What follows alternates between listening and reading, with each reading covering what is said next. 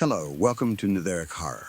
Tonight, enjoy 3 hours of true scary stories, mysterious encounters, and disturbing experiences. Ads may play during the first 15 minutes and after 2 hours, 30 minutes. No mid-roll ads in between. Turn off the lights, put on your headphones, close your eyes, and let the nightmare begin. I still think about that summer more than I want to. 2 nights out of the whole season managed to plant something cold in my chest that is never fully thought out. And even now, months later, living hundreds of miles away in a city with streetlights on every corner, I catch myself glancing over my shoulder when it gets dark outside, like something out there might still be looking for me, like distance alone isn't enough to put real space between us. Where I grew up, there were always stories floating around about skinwalkers and things that wore the shape of people, but weren't people at all. Older relatives would bring it up around campfires, half joking, half serious, in that way adults get when they want to warn you about something without admitting they actually believe it themselves. I never took any of it seriously. It felt like the kind of thing older folks said to keep teenagers from driving out to empty places at night, a scare tactic, dressed up as folklore. Passed down the way ghost stories always are, softened and reshaped a little more with each retelling until nobody remembers where they actually started. Still, hearing those stories again and again, year after year, does something to you. Even if you don't believe them, a small part of your brain files them away, just in case, tucked somewhere behind the rational part that insists none of it is real. That part woke up hard the summer I'm about to tell you about, and it hasn't fully gone back to sleep since. There's a spot near where I live, right next to a bluff, that has always been wrapped up in these stories. People say things happen there that don't happen anywhere else. Lights that move wrong, drifting sideways instead of falling the way a normal light source should. Shapes that don't walk like a person should, moving with a stiffness or a speed that doesn't match anything natural. A feeling, more than anything, like the land itself doesn't want you there, like it's holding its breath the whole time you're standing on it. I'd heard about it my whole life, but never actually gone, mostly because it's a pain to get to. The road in is rough, barely a road at all in places, and the whole area is fenced off except for one gap that a handful of us knew about, a place where the fence had been cut or torn down years earlier and never repaired. If you didn't already know, it was there. You'd drive right past it 100 times and never realize the bluff was even reachable by vehicle. It was the middle of summer, one of those long stretches where the days blur into each other and nobody wants to go to bed at a reasonable hour, when the heat during the day makes the cooler night hours feel like the only time worth being awake. A few of us had been sitting around one night with nothing to do, the kind of restless boredom that makes bad ideas start to sound like good ones. The kind where 3 a.m. suddenly seems like a perfectly reasonable time to start an adventure. Somebody brought up the bluff. I don't remember who said it first. Probably my buddy. The one who's always looking for something to break up the monotony of small-town summers. Always the one pushing for one more stop before the night's officially over. Whoever it was, the idea caught fire fast. The way these things do when everyone's a little keyed up and a little sleep-deprived and looking for an excuse to feel something other than boredom. Before long, we were piling into a truck, and by the time we actually pulled out onto the road, it was closing in on 1 a.m. The drive out there took a while, mostly because the last stretch isn't really a road at all, just packed dirt and gravel that the truck's suspension complained about the whole way, groaning and creaking over ruts that had probably been carved out by runoff during storms nobody remembered anymore. My friend, the one I'll call Dale here, was in the back seat, and somewhere along the drive he'd nodded off. It wasn't surprising. He'd worked a full shift that day, and hadn't slept much the night before, chasing the same restless energy the rest of us had been running on, and the steady rumble of the tires over uneven ground is the kind of thing that puts a tired person under fast, rocking him the way a car ride rocks a kid to sleep, even when he's trying to fight it.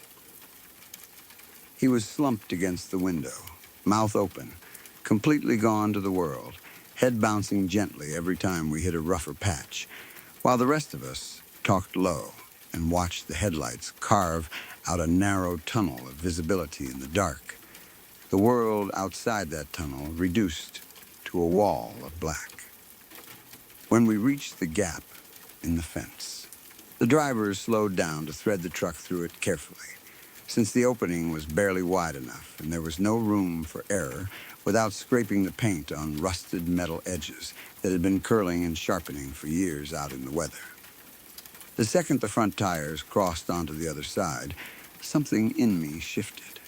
I want to be honest and say I can't explain it in any way that sounds rational, no matter how many times I've turned it over in my head since. It wasn't a sound or a smell or anything I could point to and say, there, that's what changed. It was just a cold feeling that dropped straight through my chest, like stepping into a walk-in freezer without any warning. The kind of cold that seems to come from inside your own body rather than the air around you. Goosebumps ran up both my arms, and for a second I actually rubbed at them like that would help, even though the night wasn't cold at all. It was the middle of summer. The air outside the truck was thick and warm, the kind of night where you'd normally be sweating just standing still. There was no reason for me to feel a chill like that, and yet there it was, settling into me and refusing to leave. I didn't say anything about it. I figured it was just nerves, all those stories catching up with me now that I was actually here instead of just talking about it from the safety of somebody's living room with the lights on and the doors locked. I told myself to relax and looked around at the dark shapes of trees and rock passing by the windows, silhouettes against the sky, just barely lighter than the ground. And that's when Dale woke up. He didn't wake up slow, the way you usually do when your friends are laughing too loud in the front seat or the truck hits a rough patch and jostles you around enough to stir, but not enough to fully surface. He woke up like something had reached into him and yanked him straight up out of sleep. The kind of waking that looks almost violent from the outside. I heard the gasp before I even turned to look at him, a sharp intake of breath that cut right through all the noise of the engine and the tires on gravel, loud enough that everyone in the truck went quiet at once. When I did turn, what I saw stopped whatever joke I'd been about to make, right in my throat. His face had gone the color of paper. Not pale in the normal sense, but drained, like every bit of blood had rushed somewhere else and left nothing behind, the way a face looks right before someone faints. His eyes were wide and fixed on something out the window, though by the time I followed his gaze, there was nothing there but darkness and the shapes of brush passing by. Nothing that should have been able to hold anyone's attention that hard. We need to leave. Now, his voice didn't sound like his usual voice. It came out flat and urgent at the same time, stripped of any of the joking tone he usually had, the tone that made him the one everyone counted on to lighten the mood when things got too serious. Nobody argued. Whatever it was that had scared him that badly, it didn't matter if the rest of us understood it or not, because the fear in his voice was contagious enough on its own, spreading through the truck like something physical you could feel pressing against your skin. The driver didn't even ask questions, just found the first spot wide enough to turn the truck around and got us back out through that gap in the fence as fast as the road would allow without shaking the whole vehicle apart, tires spinning briefly in loose gravel before finding traction. It wasn't until we were well clear of the place, back on paved road with the ordinary orange glow of a gas station sign somewhere up ahead, a sight that had never looked so comforting, that Dale finally told us what he'd seen. His hands were still shaking a little as he talked, and he kept glancing back out the rear window, even though we were miles away by then. He said that in the moment, right before he woke up, in that strange space between sleep and waking, where dreams and reality blur together and you can't always tell which side of the line you're standing on, he saw a little girl running up the hill alongside the truck. Not walking, running, hard, arms pumping, like she was trying to keep pace with a moving vehicle on foot, which should have been impossible on that terrain in the dark, over rocks and brush that would trip up most adults in daylight. He said by the time we crested the hill ourselves, and he had a clear line of sight to where she'd been, there was nobody there. No girl. No sign that anyone had ever been running alongside us at all, not so much as a disturbed patch of brush. I'll admit, at the time, I wasn't fully convinced. Dale had been fast asleep only seconds before, and people say all kinds of things when they're startled awake in an unfamiliar place in the middle of the night, when their mind hasn't fully caught up to their body yet. It's easy for your mind to build something out of shadows and half-formed dreams when you're that disoriented, especially somewhere already thick with stories designed to make you afraid. I told myself that was probably all it was, some fragment of a dream bleeding into his first few seconds of consciousness, made worse by the fact that we were driving through a place already loaded down with scary stories he'd grown up hearing same as the rest of us. It made sense as an explanation. It was comfortable. I wanted to believe it, needed to believe it a little, if I was being honest with myself. That should have been the end of it. In hindsight, it probably should have been enough to keep all of us away from that bluff for good. A clear enough warning that a reasonable person would have taken and never looked back. But you know how it goes when you're that age. When the story of what happened starts to feel more like a challenge than a warning. When fear gets twisted into something closer to a dare. A few weeks passed, and the memory of that first trip faded just enough that curiosity started creeping back in. The details softening at the edges the way memories do when you're not actively trying to hold on to the fear that came with them. Some of the same friends started talking about going back, minus Dale, who wanted absolutely nothing to do with the place ever again, and made that clear every single time it came up, shutting the conversation down flat whenever someone floated the idea. I understood his position better than I let on, but at the same time, some reckless part of me wanted to see it again. This time without the added layer of exhaustion and half-sleep confusion that might have colored what happened before. Some part of me that wanted proof one way or the other. So one evening, a group of us decided to go back. But this time, just as it was getting dark instead of waiting until the dead of night. I told myself that made it safer, somehow. That there was a meaningful difference between 1 a.m. and the last gray light of dusk. That daylight, even in its dying moments, carried some kind of protection the deep night didn't. Looking back, I'm not sure that distinction meant anything at all, but at the time it made me feel a little more in control, like I was choosing a safer version of the same risk instead of just repeating the same mistake. We parked in roughly the same spot as before and made our way through the gap in the fence on foot this time. Since part of the appeal of going during daylight hours was actually being able to explore a little instead of just driving through blind and leaving the moment things got uncomfortable. The path down toward the bluff involves a decent hike, down a slope broken up by narrow rocky clefts that you have to pick your way through carefully if you don't want to twist an ankle on the loose stone. My friend and I ended up ahead of the rest of the group, moving a little faster, eager to get down to the bottom before it got too dark to see clearly, the two of us falling into an easy rhythm as we navigated the descent. We were maybe halfway down when we both stopped at the same time. Neither of us said anything at first. We just froze mid-stride, and I remember looking over at him and seeing that he'd heard it too, whatever it was, because his head was cocked at the same angle mine probably was, both of us straining to place the sound. It was a low growl, rising and falling, the kind of noise that could easily belong to a dog or a coyote. Neither of those would have been unusual out here. This is coyote country, and plenty of people around here keep dogs that wander further from home than they should. On paper, there was nothing strange about hearing that sound in the brush around us. Nothing that should have set off the kind of instant whole-body alarm it did. But something about it made the hair on my arms stand up all over again.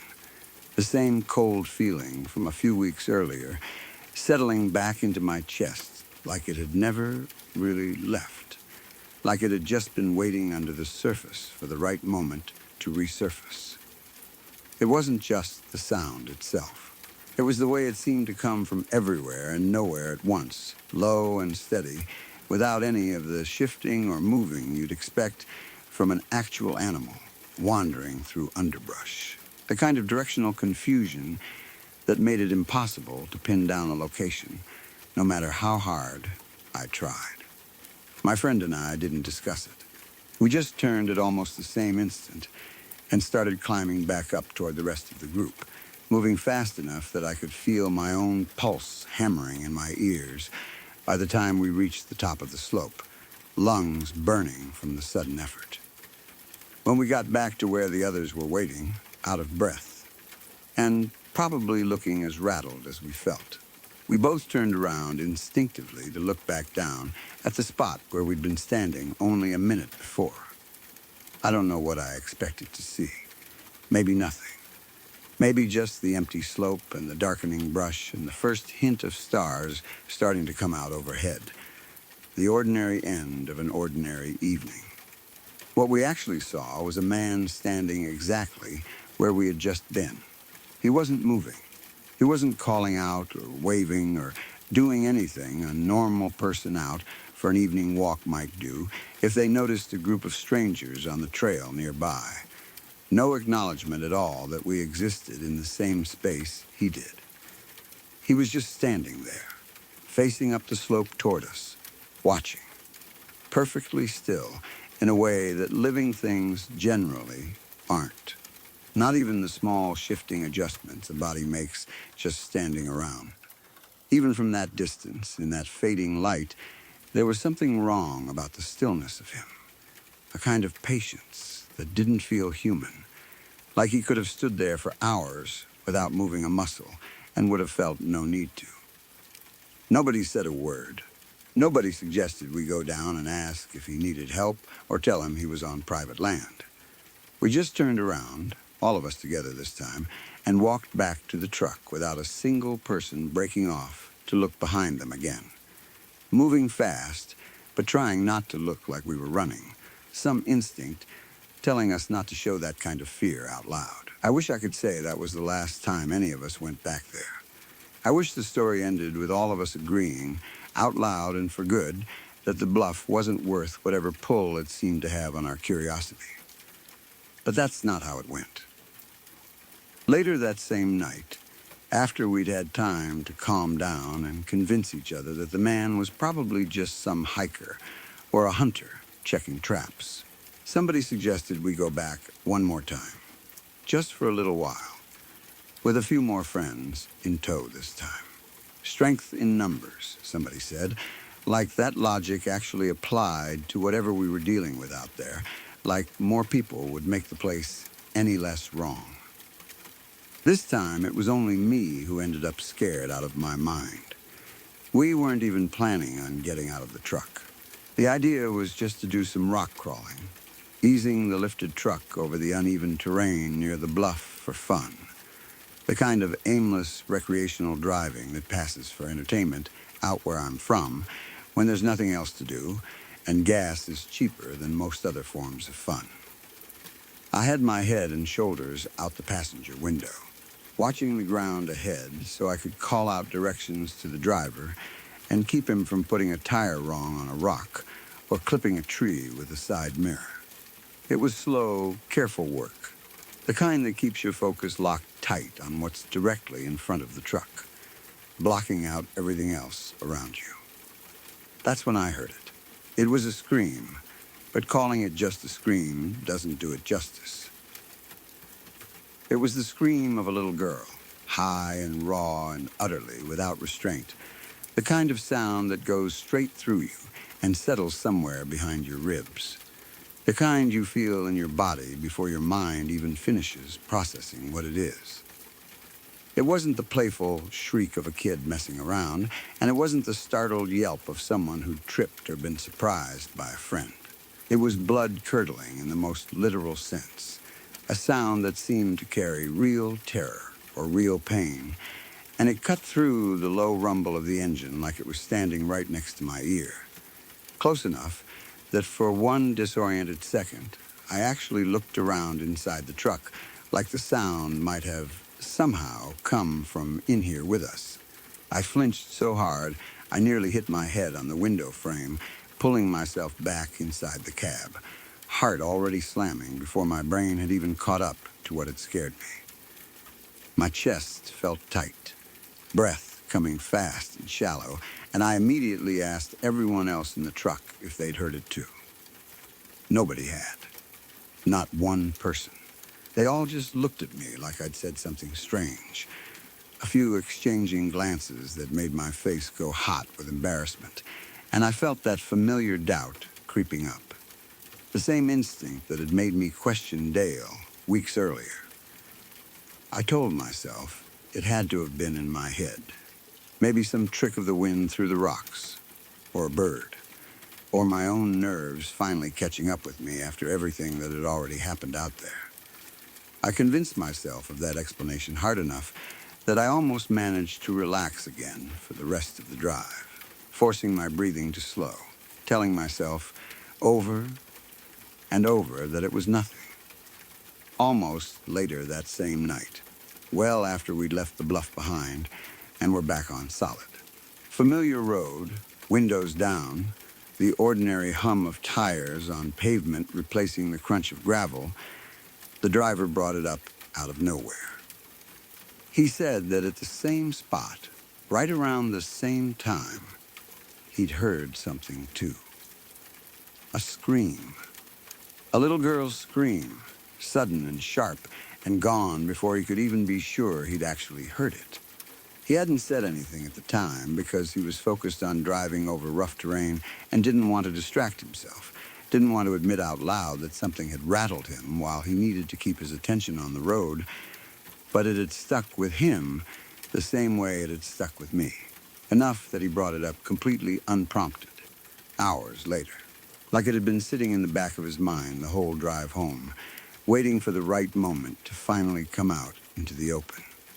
Hearing him say it out loud, completely unprompted, took whatever comfort I'd built up for myself and tore it right back down, faster, and more completely than I would have thought possible. If it had just been me, I could have kept telling myself it was stress or imagination or exhaustion playing tricks on an already jumpy mind. The same story I'd told myself about Dale weeks earlier.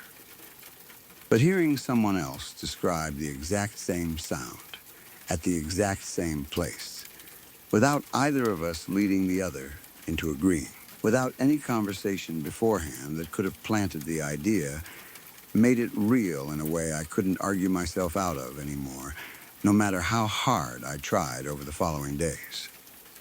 I haven't gone back to that bluff since that summer, and I don't plan to. It's strange, because most of what happened out there, if you break it down piece by piece, could probably be explained away by someone determined enough to find a rational answer for everything. A tired friend having a vivid half-dream in the seconds after waking.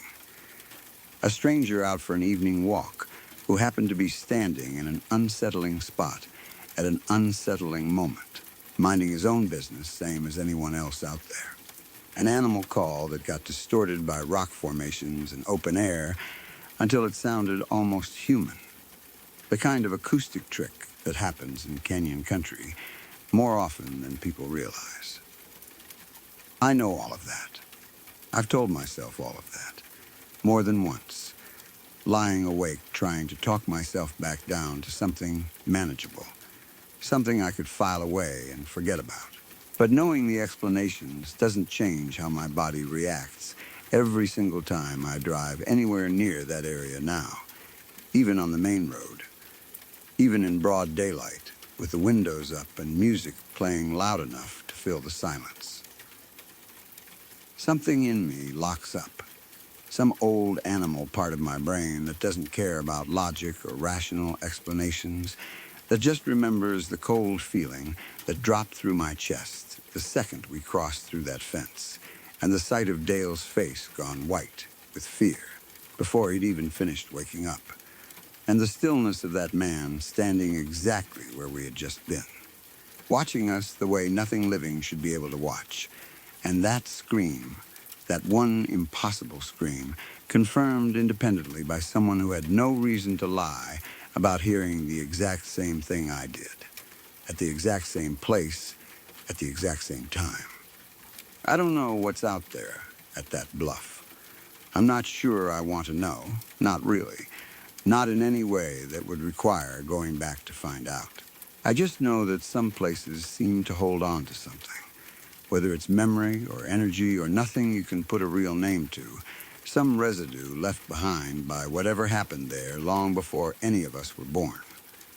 Whatever it is out there hasn't finished with the people who wander too close, and it doesn't seem interested in explaining itself to anyone who comes looking for answers. All I can tell you for certain is that I won't be going back to find out what it wants. And if you're ever tempted to visit a place with a reputation like that one has, somewhere your whole life you've heard whispered about in half-joking tones around a fire, I'd think twice before driving through the only gap in the fence after dark. Some warnings exist for a reason, even the ones that sound like nothing more than old stories meant to scare curious teenagers away from empty, forgotten land. Because sometimes those stories are the only thing standing between you and finding out firsthand exactly what they were trying to warn you about. I was somewhere around 3 or 4 years old when this happened. Young enough that most of my memories from that stretch of childhood are hazy at best, fragments without much context around them, single images that surface every so often without any clear beginning or end attached. But this particular memory has stayed with me in a way almost nothing else from that age has, vivid enough that, even now, as an adult, I can still picture the layout of that room with startling clarity, still recall the exact angle of the shadows and the specific feeling of dread that settled into my small body that night. We lived in a house back then that had a small bedroom set just off the kitchen, close enough that even with the door mostly shut, I could usually hear the sounds of my mom moving around out there in the evenings, the clink of dishes being washed, the soft hum of whatever she was doing to wind down the house before everyone went to bed. It was a comforting sound in a lot of ways, that background noise of her still being awake and close by while I lay in bed trying to fall asleep. A reminder that even in the dark of my own room, I wasn't really alone in the house, that help was only ever a short cry away, should I need it for anything. The room itself was small, cozy in the way rooms feel when you're that little, and everything around you seems slightly larger than it actually is. It had a single window on the far wall that looked out toward the backyard, a small closet in the corner where most of my toys and clothes were kept, and a twin bed pushed up against the wall closest to the door, so that from where I lay, I could see almost the entire room laid out in front of me without needing to turn my head much at all. There was a dresser against the wall to the left of my bedroom door, and on top of that dresser sat a porcelain doll my aunt had given me at some point, propped up on a small display stand that held her upright in a fixed, deliberate pose. I don't remember exactly when I received that doll or what the occasion had been, whether it was a birthday gift or just something my aunt picked up because she thought I'd like it, but I remember the doll itself with striking clarity even now. She had the kind of painted porcelain face those dolls always seem to have. Delicate features, glassy eyes, a small, closed-mouth expression that managed to look serene and unsettling at the exact same time, depending on the light and the angle you happened to catch her from. She wore a dress made of some kind of pale, old-fashioned fabric, lace trim along the collar and sleeves, her painted hair arranged in careful curls that never moved no matter how many times the dresser got bumped or the room got cleaned around her. Her stand held her arms slightly bent, hands resting near her lap in that same fixed pose day after day. The kind of static positioning porcelain dolls are built to hold indefinitely, incapable of movement of any kind without someone physically picking them up and repositioning them. I don't remember disliking that doll at first. If anything, I think I was probably fond of her the way small children often are with dolls their relatives give them, treating her as one more object in a room full of things that belonged specifically to me. One more familiar presence among my toys and books and the other small trinkets that filled that room. She sat on that dresser night after night, watching over the room in that fixed pose, and as far as I can recall, she never bothered me in any particular way before the night I'm about to describe. She was simply part of the room's regular furniture, unremarkable in the way most familiar objects become once you've lived alongside them long enough. The night it happened, I was in bed, though I honestly can't say for certain whether I had actually drifted off to sleep already and woken back up, or whether I simply hadn't managed to fall asleep in the first place. My mind still that particular restless mix of tired and alert that small children often experience right before actual sleep finally takes hold. At that age, the line between waking and sleeping isn't always something a child can clearly identify or articulate afterward, and my memory of that specific detail has never been fully reliable, even though everything else about the memory itself feels sharp and certain. What I do remember with total clarity is lying there in the dark, looking across the room toward that dresser, toward the doll sitting exactly where she always sat. And then she started to move. I don't remember the exact sequence of what happened first, whether it was her head that moved or her hand, or some other small shift in her posture that first caught my attention and told my small developing brain that something about the room had just changed in a way it wasn't supposed to. What I remember is the overwhelming, immediate wave of fear that hit me the moment I registered that the doll wasn't sitting still anymore, that some part of her body was actively moving on that dresser in a way porcelain dolls fixed to display stands simply should not have been capable of. A wrongness that settled into my small body faster than my mind could fully process what my eyes were actually seeing. I couldn't really talk yet, not in any full or coherent way. Not enough to call out clearly for help or explain in words what I was seeing. What I could do, the only thing my toddler brain and body knew how to do in that moment, was cry. I started crying, loudly, desperately, the kind of crying that comes from pure instinctive fear rather than any conscious decision to make noise, my small voice rising in volume as the panic built inside me. Watching that doll continue to move on the dresser while I lay there frozen and helpless in my bed, too young and too scared to do anything except scream for the one person I knew could make it stop. I remember pulling my blanket up toward my chin, some instinctive attempt at protection, even though I understood, even at that age, that a thin blanket wasn't going to actually stop anything from reaching me if it wanted to.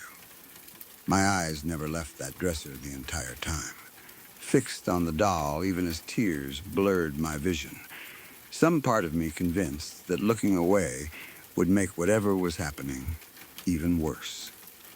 I could hear my mom's footsteps starting to move toward my room from the kitchen, the sound growing louder as she made her way across the house in response to my crying, and I remember the desperate hope building in me that she would reach me in time. that whatever this was would end the moment she walked through that door and turned on the light and made everything normal again, the way parents are supposed to be able to do.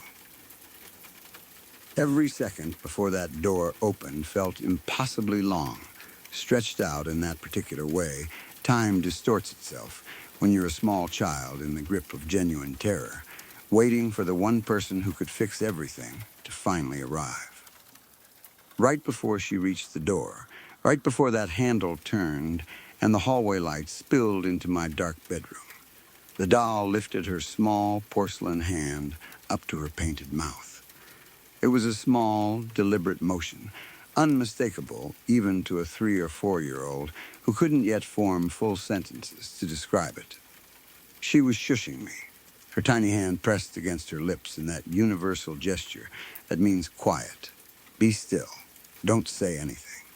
Watching me with those glassy painted eyes the entire time she did it, holding that gesture just long enough for me to fully register what I was seeing before, in one smooth motion, she settled back into her original position on that display stand, hand lowering back down, posture returning to the exact fixed, serene pose she always held, as if nothing had ever happened at all. I remember the specific quality of that motion even now, decades later. The way it wasn't jerky or sudden the way you might imagine a startled reaction being, but smooth, controlled, almost graceful in its execution. The kind of movement that suggested whatever was controlling that hand had done it before, or at least knew exactly how it wanted the gesture to look. There was nothing clumsy or accidental about it. It felt deliberate in a way that has stuck with me far more than the initial movement that first caught my attention. That sense that whatever I was looking at wasn't just moving randomly, but was actually responding to me specifically, aware enough of my crying to want it to stop before my mother arrived to witness whatever had been happening. My mom walked in a moment later, flipping on the light, immediately coming to my bedside to see what was wrong, and there I was, hysterical, pointing toward that dresser, toward that doll sitting perfectly still and silent in her usual spot, giving no outward sign whatsoever that she had just moved, that she had just lifted her hand to her mouth and told me to be quiet in the seconds before mine. Mother walked through that door. The light from the hallway spilled across the room, illuminating everything in a way that made the whole scene look completely ordinary again. My toys scattered in their usual places, the dresser sitting exactly where it always sat, the doll frozen in that same unmoving pose she'd held for as long as I could remember, betraying absolutely nothing about what had just happened only moments earlier in the dark. I don't remember exactly what I managed to communicate to her in that moment, given how limited my speech still was at that age, but whatever I said, however garbled or incomplete it must have sounded coming from a panicked toddler, it was apparently enough to make an impression, because according to my mom, I would not let the subject drop. I've carried this memory with me my entire life, but for years I genuinely questioned whether it had actually happened the way I remembered it, or whether it was simply an especially vivid dream that had somehow lodged itself so deeply into my early memory that it started to feel like a real event over time. Memories from that young an age are notoriously unreliable in general, prone to distortion, prone to blending with dreams or stories told to you later by family members until you can no longer clearly separate what you actually experienced from what you were simply told happened. I've read enough about early childhood memory to know that most people can't reliably recall much of anything from before the age of 3 or 4, and even what does survive from that period tends to be fragmented and unreliable in ways that make it hard to trust completely. There was a stretch of years, particularly through my teenage years, when I actively avoided thinking about that memory at all, filing it away as something too embarrassing or too irrational to bring up even in casual conversation with friends, worried that anyone I told would immediately assume I'd simply had an ordinary childhood nightmare and was making more of it than the situation deserved. I remember specifically avoiding horror movies that featured possessed dolls for a long time, not because I thought watching one would somehow validate my own experience, but because something about seeing that particular trope play out on screen always sent an uncomfortable jolt through me, a feeling of recognition I didn't fully want to examine too closely. Because of that uncertainty, I never fully committed to believing my own memory of that night. For years, whenever it surfaced in my mind, usually triggered by something completely unrelated, seeing a porcelain doll in a store window, watching a horror movie that featured one, I would think about that night and then quickly talk myself back down, reminding myself that I was far too young at the time for the memory to be considered reliable, that it was far more likely I'd simply had an intense nightmare as a toddler that my developing brain had never fully processed as fiction. It wasn't until recently, well into adulthood, that I finally brought the story up directly with my mom, mostly out of curiosity more than anything else, wanting to see if she remembered anything at all from that period that might confirm or deny what I'd been carrying around in my head for so many years.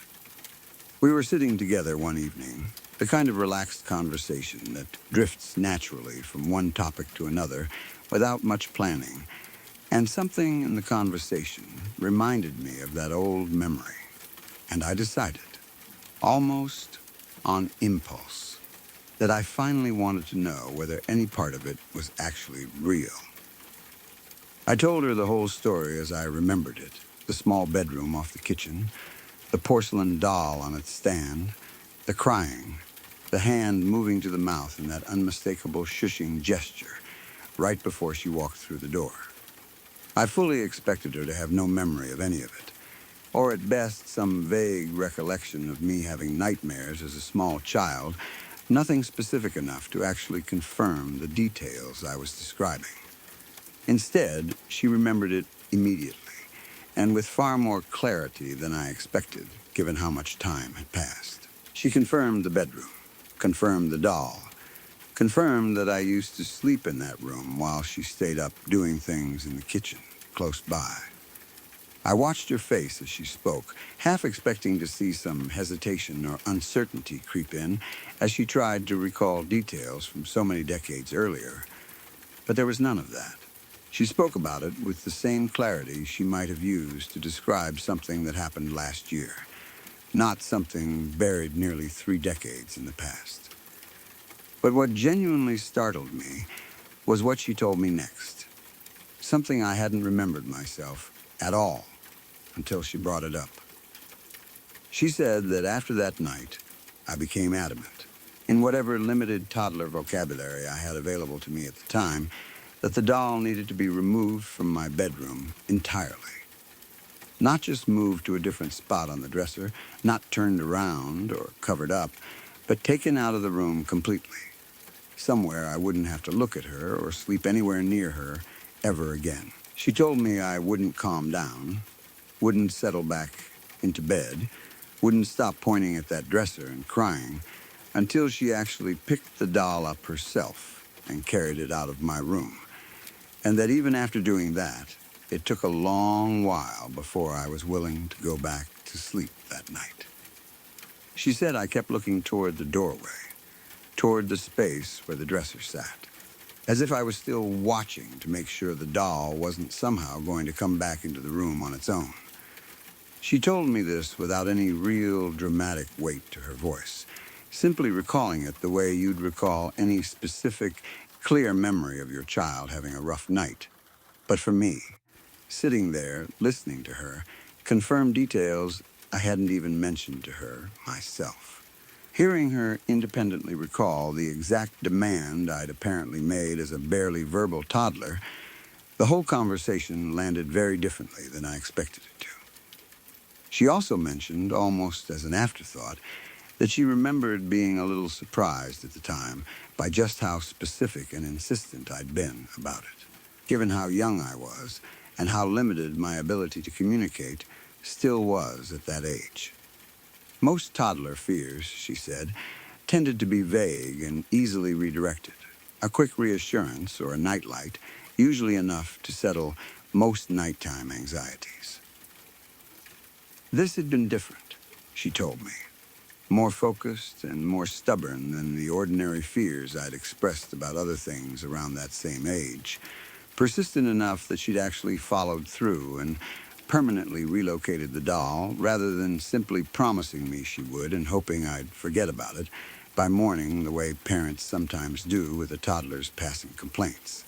I asked her what she ended up doing with the doll after that, whether she'd kept it somewhere else in the house or eventually given it away entirely, and she told me she honestly couldn't remember for certain, though she thought it had probably ended up in a box somewhere in the attic, along with a handful of other childhood items that never got fully sorted through over the years. Neither of us has any idea whether that doll still exists somewhere in storage, tucked away in some box that's been moved from house to house over the decades since, or whether it was eventually donated or thrown out at some point without either of us specifically noting when or how.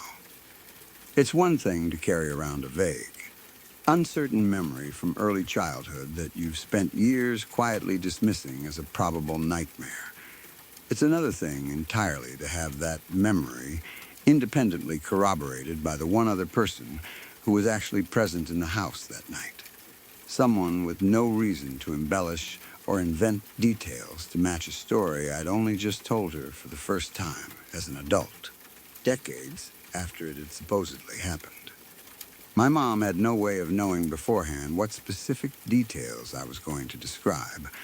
She wasn't prompted with leading questions or given any hints about what I remembered before she started talking. She simply remembered, on her own, without hesitation, that I had insisted, with a level of persistence unusual enough for a toddler that she still recalled it clearly decades later, that a specific doll be removed from my bedroom and never brought back. I've thought about that conversation a lot since it happened, turning it over in my head the same way I've turned over the original memory itself for most of my life. Toddlers get scared of things constantly, and it wouldn't have been unusual at all for me to have developed some passing fear of a specific object in my room, especially something with a vaguely human-like, slightly uncanny appearance that porcelain dolls tend to have even under completely ordinary circumstances. Plenty of small children go through phases of being afraid of dolls or clowns or shadows in the closet without any of it needing a supernatural explanation behind it.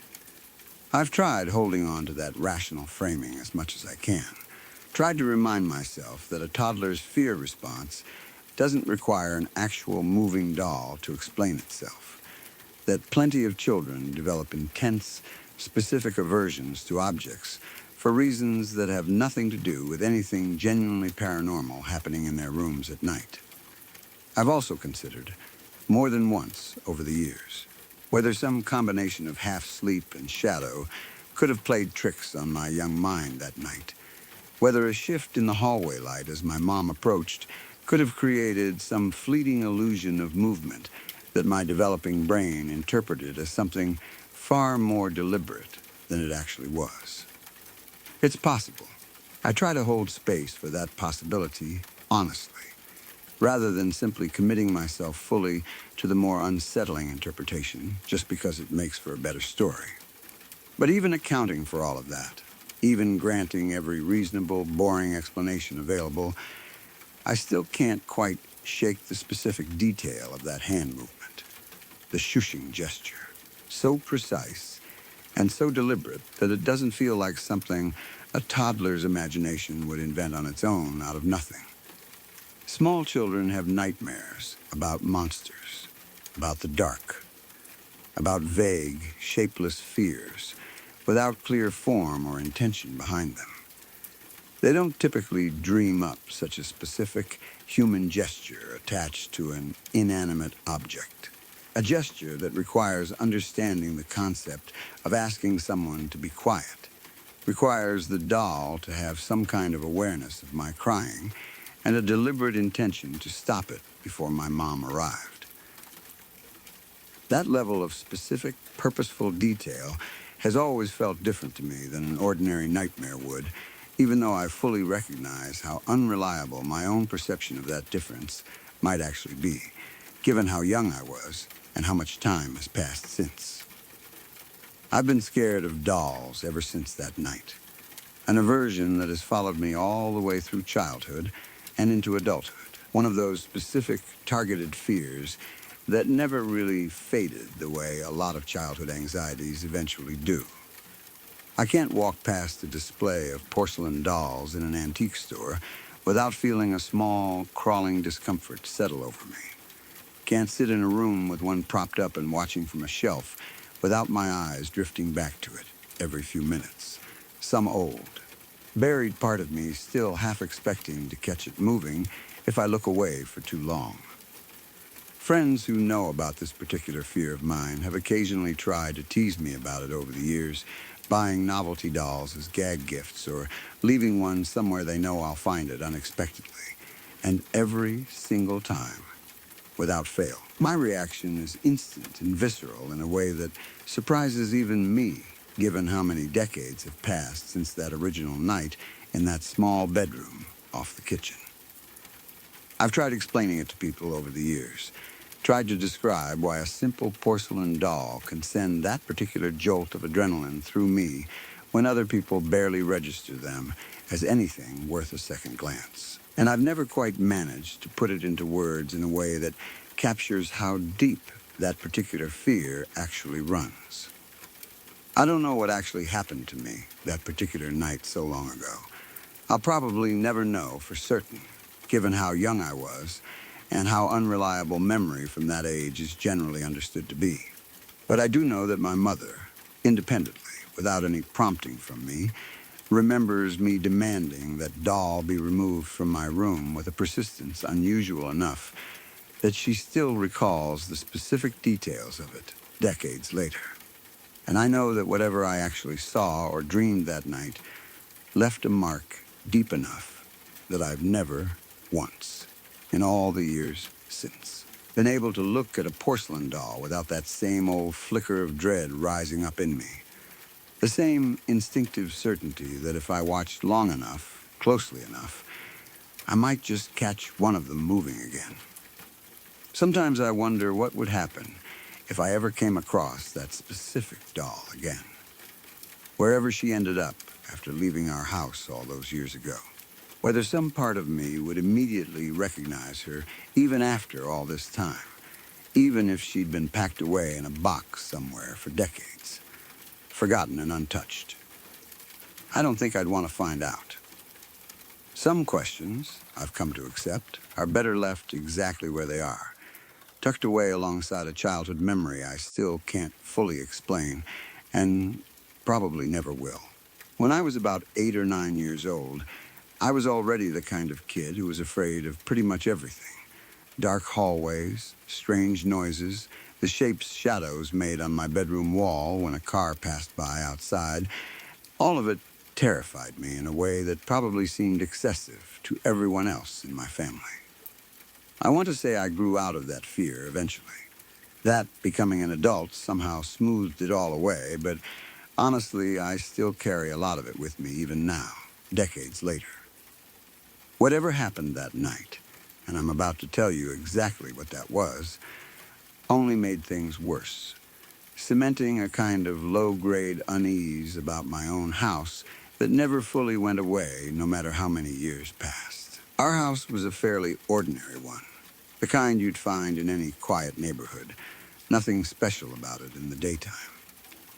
My bedroom was down a hallway that connected to my brother's room on one side and eventually opened up into the living room on the other end, with my parents' bedroom a little further past that. I remember the layout of that house better than I remember the layout of some places I've lived as an adult, probably because those hallways became the setting for the most frightening night of my childhood, burned into memory in a way that ordinary days never are. It was the middle of the night, deep enough into it that the house had gone completely silent the way it does once every light is off and everyone's supposed to be asleep, when I first heard the noise. It was coming from the living room, a soft, repetitive, clattering sound, small pieces knocking against each other, plastic against plastic. I lay there in bed for a moment trying to place it, half asleep still, my brain slowly working through what it could be. It sounded exactly like someone playing with Legos, the specific sound of little plastic bricks being shifted around inside a bucket, stirred and separated and picked through the way you do when you're searching for a particular piece. I knew that sound well because I made it myself all the time during the day, dumping our big bucket of Legos out onto the living room floor and digging through it, looking for the right shapes. Except it wasn't day. It was the middle of the night, and there was absolutely no reason anyone should have been in the living room playing with Legos at that hour, and the moment that realization actually settled into my sleepy brain, all the fear I usually carried around during ordinary daylight hours came rushing back tenfold, sharpened by the dark and the silence, and the specific wrongness of that sound existing at all right then. I have never been the kind of kid who investigated strange noises on my own. Given the option, my instinct has always been to get to an adult as fast as possible and let them handle whatever the problem was, and that instinct kicked in hard that night.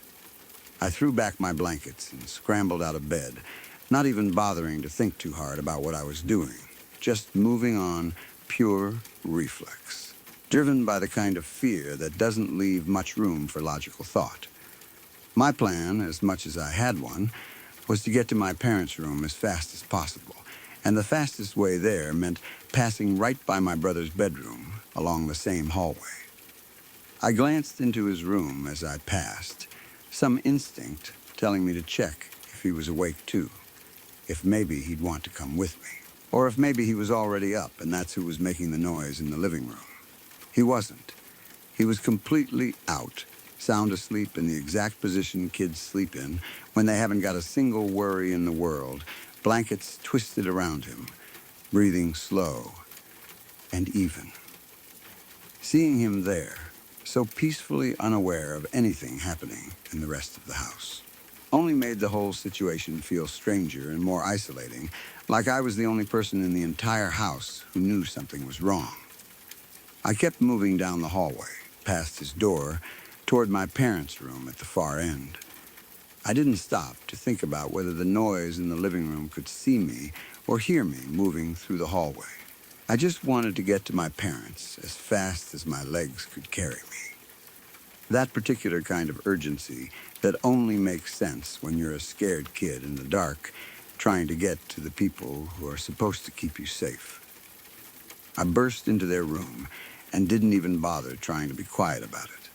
I climbed straight up onto their bed and wedged myself into the narrow space between them, the way I'd done plenty of times before during thunderstorms or bad dreams, needing that physical closeness to feel like everything was actually going to be okay.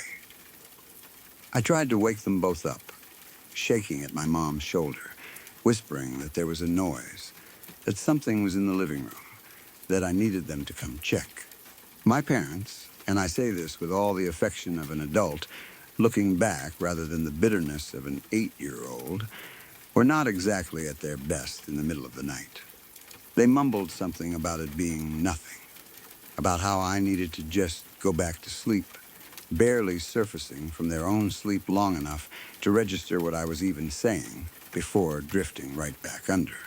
I remember feeling a very particular kind of frustration and abandonment in that moment, the sense that I had done everything right, gotten to the adults, told them what was wrong, and they simply weren't going to do anything about it. Looking back as an adult myself now, I understand it a little better. Kids wake up scared of noises all the time, and most of those noises really are nothing. A settling house, wind against the window, nothing worth getting out of a warm bed for at 2 a.m. But in the moment, lying there wedged between two people who were supposed to protect me, and getting nothing but sleepy dismissal. It felt like the worst betrayal imaginable. I tried to fall asleep right there between them, hoping that if I just closed my eyes hard enough and pulled the blanket up over my ears, the sound would eventually stop, and I could pretend none of it had happened. But it didn't stop. It kept going, that same rhythmic clattering, plastic pieces shifting and knocking together, drifting faintly down the hallway from the living room, and somehow finding its way into my parents' room, even through closed doors, even through blankets pulled up over my ears. I lay there for what felt like a very long time, caught between the exhaustion pulling me toward sleep and the fear that refused to let me actually get there. My mind running through every possible explanation and rejecting each one just as quickly. Eventually, and I genuinely don't know what finally pushed me to do this, since it went completely against every instinct I had, I decided I needed to see for myself what was making that noise. Maybe it was some childish logic that if I could actually identify what it would stop being scary. Maybe it was simple curiosity finally winning out over fear, the way it sometimes does even in the most frightened kids. Whatever the reason, I climbed down off my parents' bed, moving as quietly as I could so I wouldn't wake them again and get told a second time to go back to sleep, and crept back out into the hallway.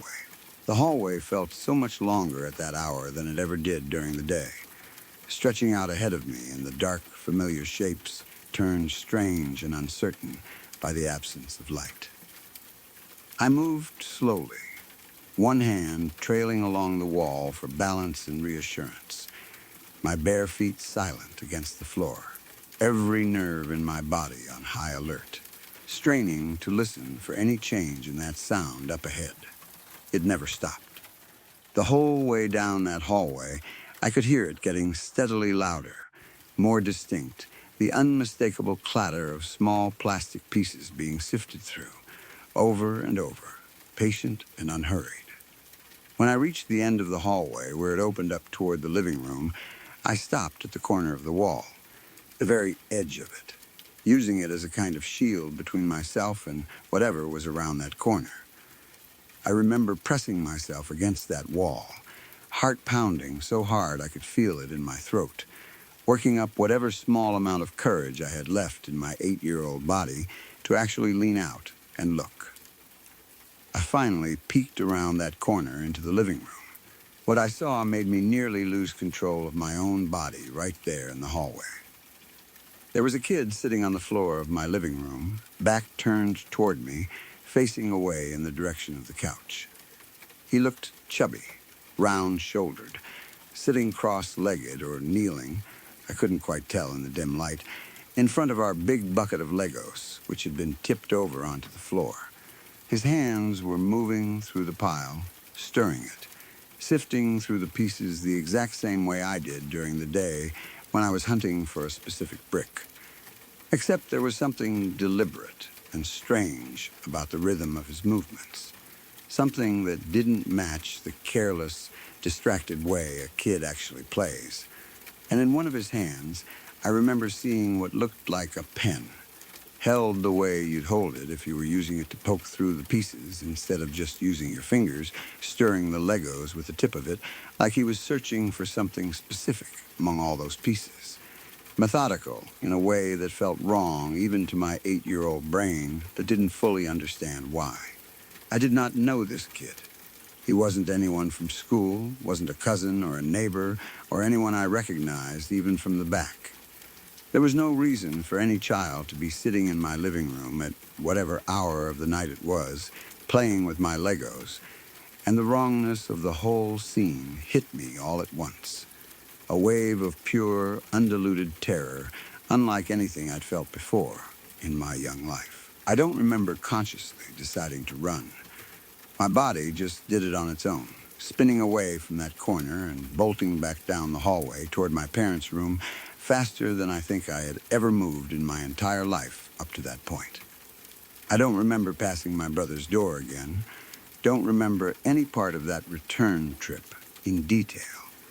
just the desperate, all-consuming need to get back to the safety of my parents' room and away from whatever that thing sitting in my living room actually was. I threw myself back onto their bed, shaking, trying to explain what I'd seen through a jumble of frantic, half-coherent words, my breathing so ragged I could barely get the sentences out in any order that made sense. I remember lying there afterward trying to convince myself I'd been dreaming, running through the whole sequence of events over and over in my head, trying to find the moment where reality might have slipped into a dream without me noticing. I pinched myself. I tried to remember if I'd actually been asleep at any point that night before all of this started, searching for some evidence that would let me file the whole thing away as nothing more than an unusually vivid nightmare. This time, something about the sheer panic in my voice must have finally cut through my parents' sleepiness, because my mom actually got up. She didn't say much, just swung her legs out of bed and headed toward the hallway. And I remember lying there frozen, terrified for her, wanting to warn her not to go. Not fully understanding why I felt that way, but feeling it anyway. That particular protective fear kids sometimes have for the adults who are supposed to be protecting them. She went down the hallway and into the living room, and I lay there straining to hear anything, any reaction, any sound that would tell me what she'd found. After what felt like an agonizingly long time, but was probably only a minute or two, she came back. She told me our bucket of Legos was tipped over on the floor. I remember the way that landed on me, a strange mix of vindication and renewed terror all at once, because the bucket really had been tipped over. That much of what I'd seen was real, confirmed, sitting right there in the living room exactly where I'd seen that kid stirring through it. I don't remember whether she said anything about a pen. I've turned that detail over so many times since then, trying to remember, and I genuinely cannot recall if she mentioned finding one lying among the scattered pieces or not, whether that particular detail simply didn't register with her the way the tipped-over bucket did, or whether it was never there to begin with and existed only in whatever I actually saw or thought I saw that night. What I do remember clearly is that there was no kid in that living room by the time she got there. No child, chubby or otherwise, sitting on our floor sifting through Lego pieces with a pen in his hand. Whoever or whatever I'd seen was gone, vanished in the short amount of time it took me to run back down that hallway and climb into my parents' bed.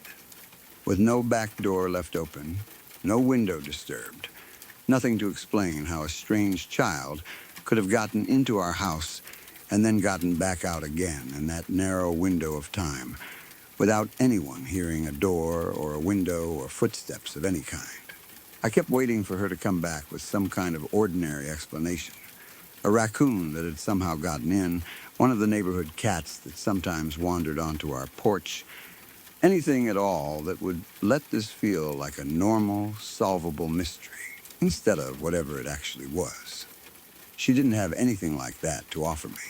She just stood in the doorway of their bedroom for a moment, looking a little unsettled herself, even though she was clearly trying not to show it, before telling me to try to get some sleep, that we'd sort it out in the morning.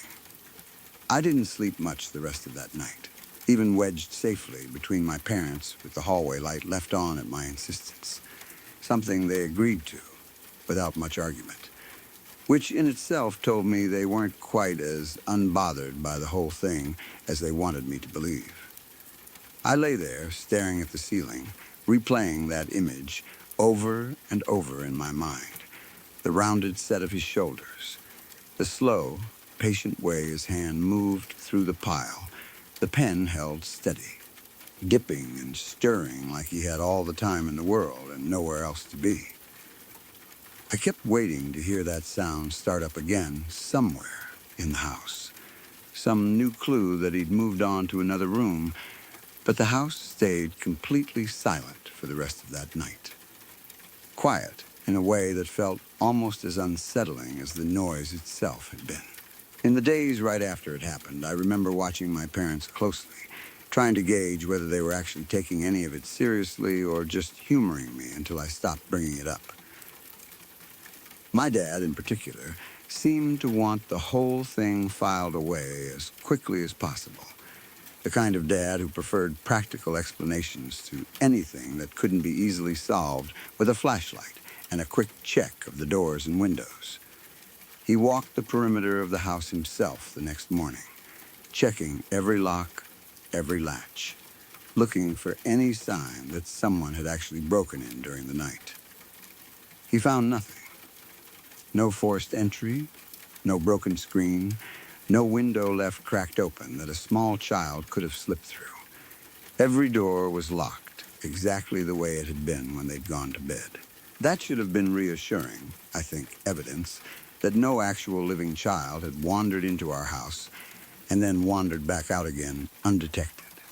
Instead, it just left the whole thing feeling even less explainable, floating somewhere between a bad dream and something else I didn't have words for yet.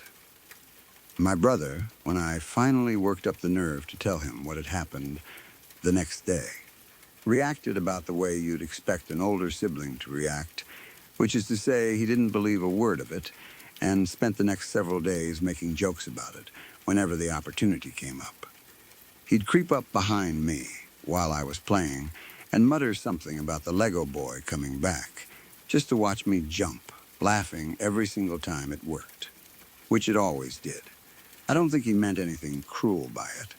It was just the kind of teasing older siblings do, testing the edges of what scares you because they think it's funny, without any real understanding of how deep that fear actually went for me.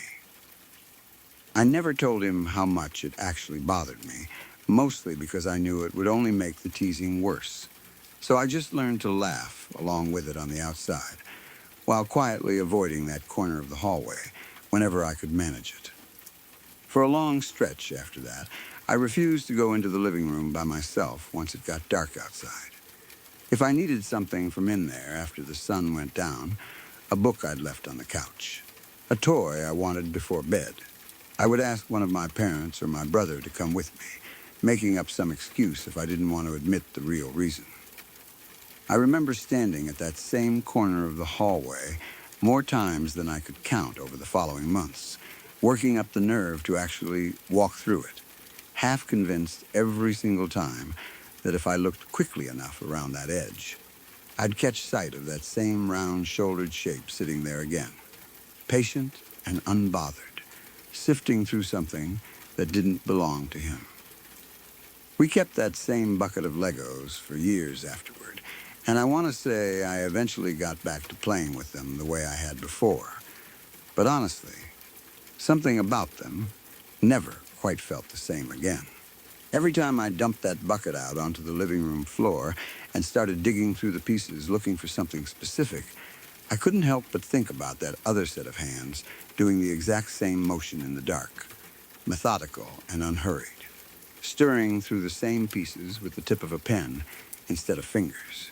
I would find myself glancing over my shoulder every few minutes while I played, some part of me half expecting to see him sitting there again just out of the corner of my eye, close enough to almost catch, but always gone the instant I actually turned to look directly at the spot. Eventually, my mom donated that whole bucket, pieces and all, during one of her periodic cleaning out phases.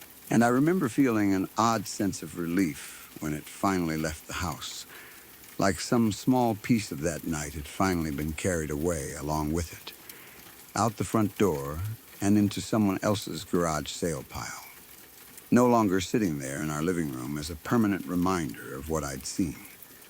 Even after the Legos were gone, that corner of the hallway kept its hold on me for years longer than made any logical sense.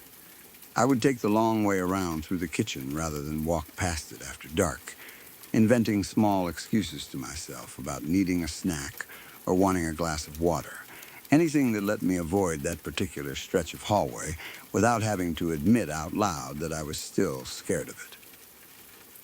My parents eventually stopped bringing the whole thing up, And I think in their minds it genuinely did fade into nothing more than a strange story from my childhood. The kind of thing that gets mentioned once a year around a holiday table and gets a laugh, filed away next to all the other odd things kids say and do that never turn out to mean anything.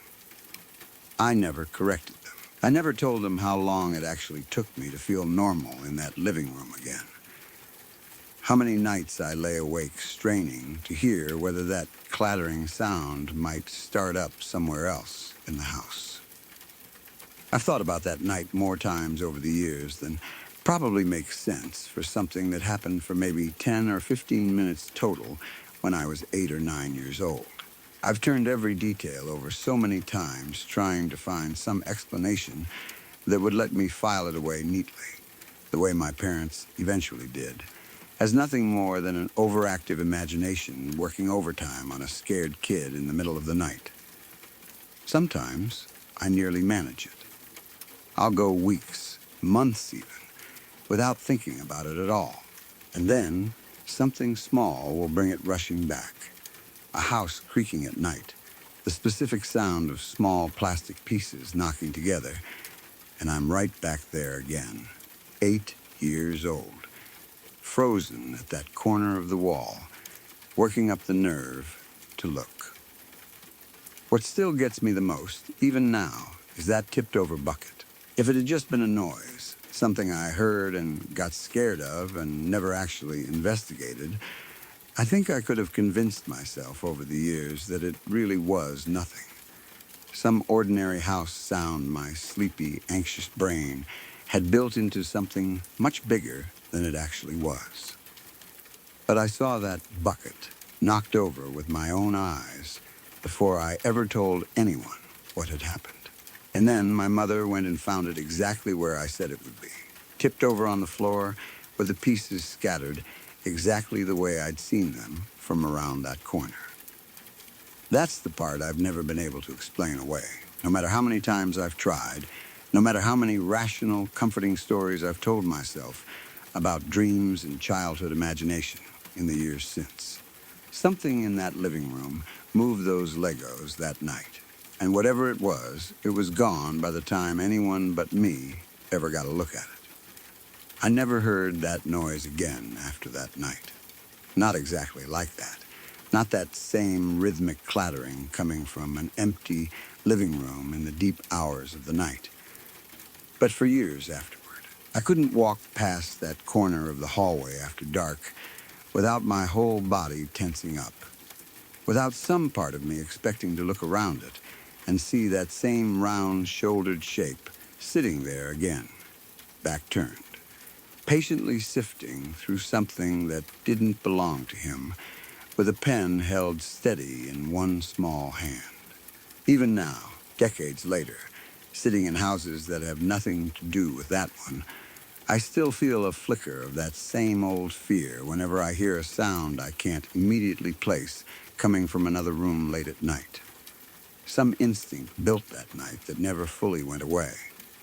The part of me that still, after everything, remains 8 years old and standing frozen at the edge of a wall, working up the courage to look.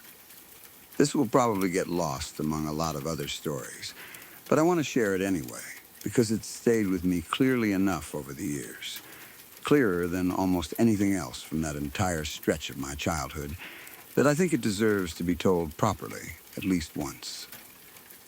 This happened when I was 8 years old. My family lived out in the country at the time, in a house set back from a quiet rural road with plenty of open land around us. We had one neighbor who lived directly beside our property, close enough that only a thin line of trees separated the 2 yards, a natural little buffer of trunks and low branches that marked where his land ended and ours began.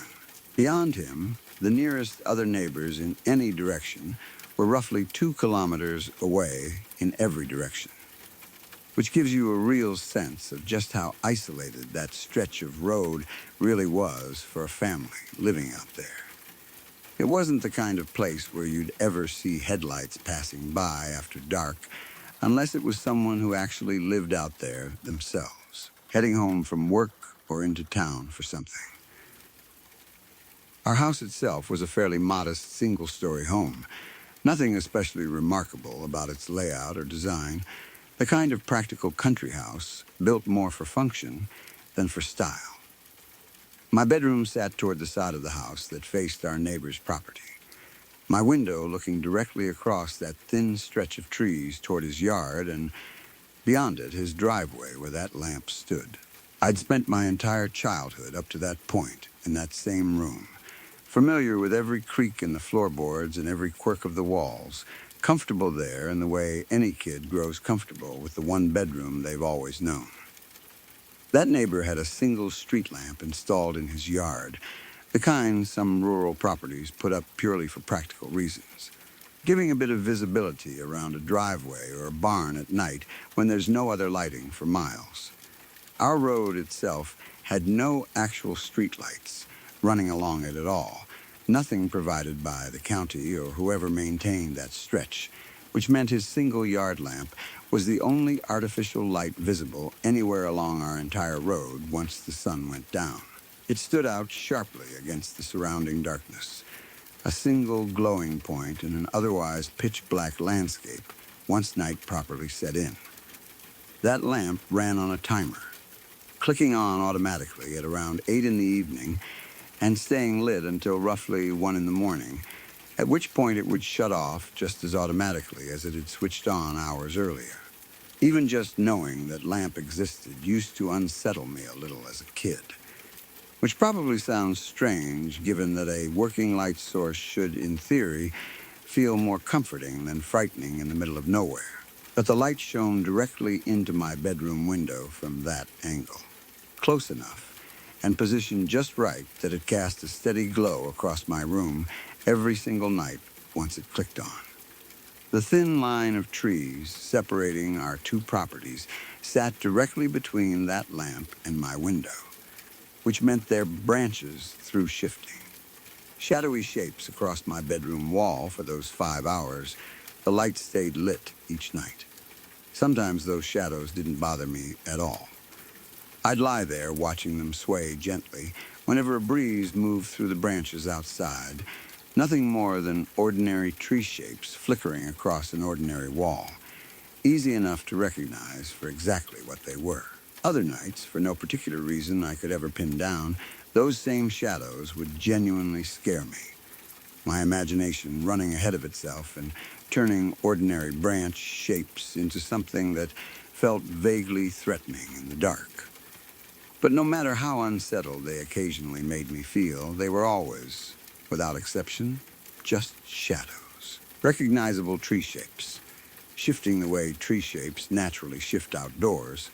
Nothing more sinister than that on any of those countless other nights before the one I'm about to describe.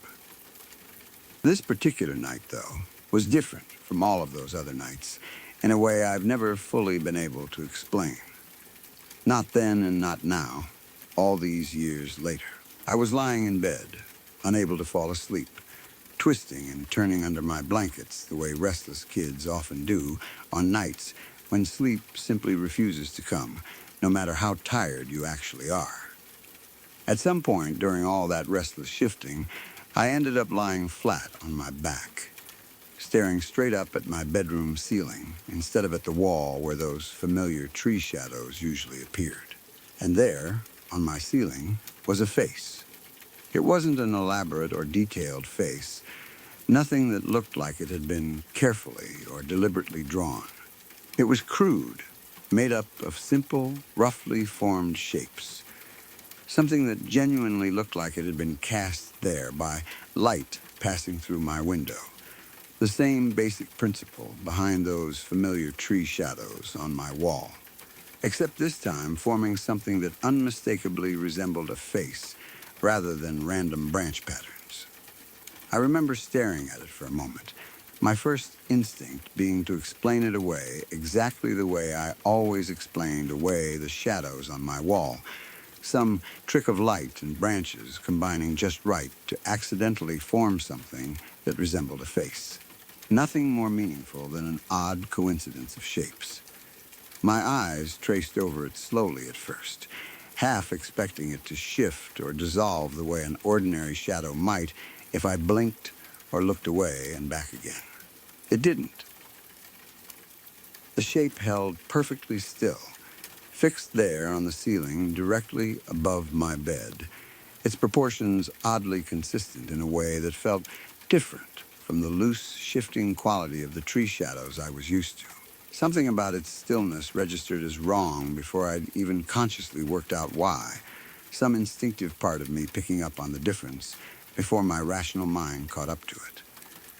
But then I looked over at my window, and there was no light coming through it at all. None. My window sat completely dark, no glow at all filtering in from outside the way it always did whenever that neighbor's lamp was actually lit and casting those familiar shadows across my room. I looked over at my bedside clock, its glowing numbers cutting through the darkness clearly enough to read, and it showed 2 in the morning. That meant my neighbor's light had already switched off a full hour earlier, right on schedule the way it always did at 1, leaving absolutely no light source anywhere near my window that could have possibly been casting any kind of shadow onto my ceiling at all. And yet there it was, that crude, simple face, still clearly visible on my ceiling directly above me, made of what looked exactly like light and shadow, the same way every other shape I'd ever seen cast across my room had looked, except this time with no actual light present anywhere to have created it in the first place. I lay there staring up at that face for a long time. I honestly don't know exactly how long, since time has a way of stretching out strangely when you're a scared kid lying frozen in bed at 2 in the morning, but it felt like a very long stretch of minutes, my eyes locked onto that shape the entire time, unable to look away even as the fear steadily built inside me the longer I kept staring at it. The longer I looked, the more frightened I became, some deep, instinctive part of me understanding that whatever this actually was, it shouldn't have been possible. That there was no light source left anywhere in my room capable of producing what I was looking at directly above me. I remember trying at first to talk myself down the way I sometimes managed to do with the ordinary tree shadows on nights when they scared me, telling myself it was probably just some leftover glow from somewhere else, a car passing on a distant road, moonlight bouncing off something outside at just the right angle. None of those explanations held together for more than a few seconds each time I tried them, since I could see for myself clearly that my window was completely dark, no glow of any kind visible anywhere along its frame. The fear kept building steadily the longer that lack of explanation sat there unresolved, until it reached a point where I genuinely couldn't stand lying there silently with it any longer. Eventually, the fear became too much for me to keep sitting with quietly on my own, and I called out for my mom. I want to be honest and say that I didn't just call out calmly. I started screaming, full-on, genuine screaming, because I was, in my own words looking back on it now, a fairly irrational little kid at that age, prone to big emotional reactions even to smaller fears than this one. This particular fear, though, felt different enough from my usual childhood anxieties that the screaming came out of me almost involuntarily. Pure instinctive terror overriding any attempt at staying composed or explaining things calmly. When my mom got to my room, rushing in after hearing me screaming from wherever she'd been in the house, I told her, urgently, not to turn on the light, and to look up at my ceiling instead. I remember insisting on that specific instruction. Some part of me terrified that flipping on the actual bedroom light might somehow make the face disappear before she had a chance to see it herself, that I needed her to look at it exactly the way I was seeing it in the dark, without any interference from an artificial light source that hadn't been part of the equation at all. She stood there in my doorway for a moment, clearly startled by the way I'd been screaming, her eyes adjusting slowly to the darkness of my room as she followed my pointing finger up toward the ceiling directly above my bed. I kept staring at that face the entire time she was standing there in my doorway, still clearly visible to me. Still exactly where it had been the whole time I'd been staring at it. I remember describing it to her out loud in a shaky, rushed voice, trying to explain the shapes I was seeing, where exactly on the ceiling it sat, hoping that giving her more specific guidance might help her spot whatever I was so clearly looking at myself.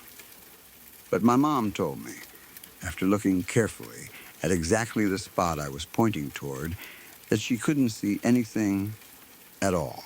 She said the ceiling looked completely pitch black to her. Nothing visible there whatsoever beyond ordinary darkness, and she gently told me I should try to calm down and go back to sleep, chalking the whole thing up to an overactive imagination working itself up too much in the middle of the night. She sat on the edge of my bed for a few minutes after that, rubbing my back the way she always did when I was upset, trying to talk me down from the panic that had gripped me so completely only moments earlier, her voice soft and reassuring the entire time. She didn't seem alarmed herself, at least not outwardly, treating the whole episode as an ordinary childhood scare rather than anything genuinely worth worrying about at the time. I remember wanting badly for her to see what I was seeing, frustrated in a small, helpless way that she simply couldn't.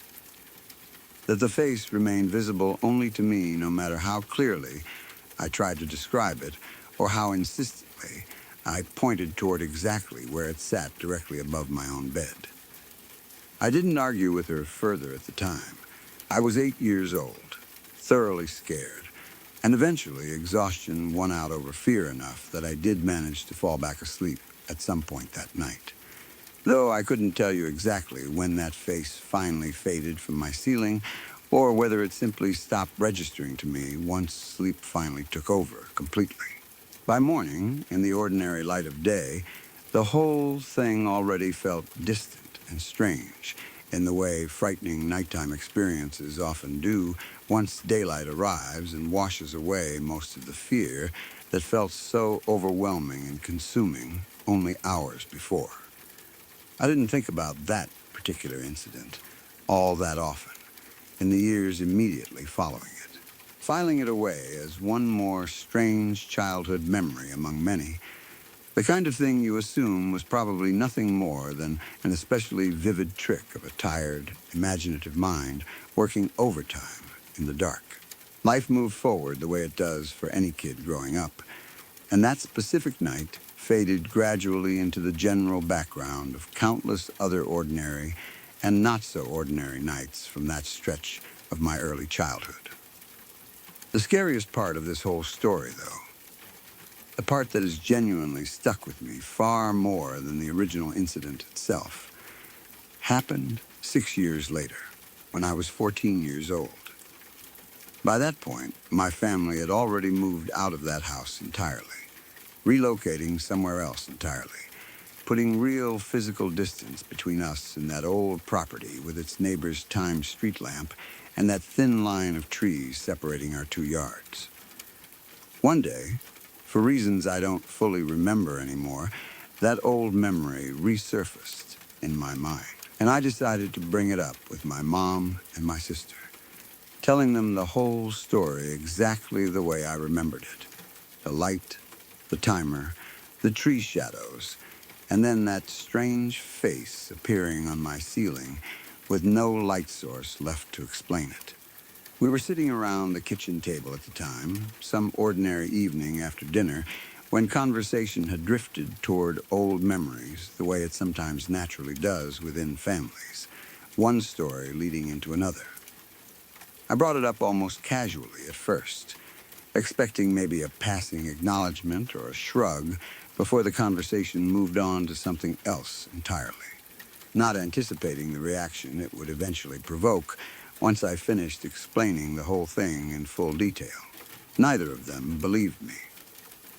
My mom, in particular, seemed to have no memory at all of the specific incident I was describing, or at least no memory clear enough to confirm any part of what I was telling her, and my sister, who had been quite a bit younger than me at the time it originally happened, had no memory of it whatsoever.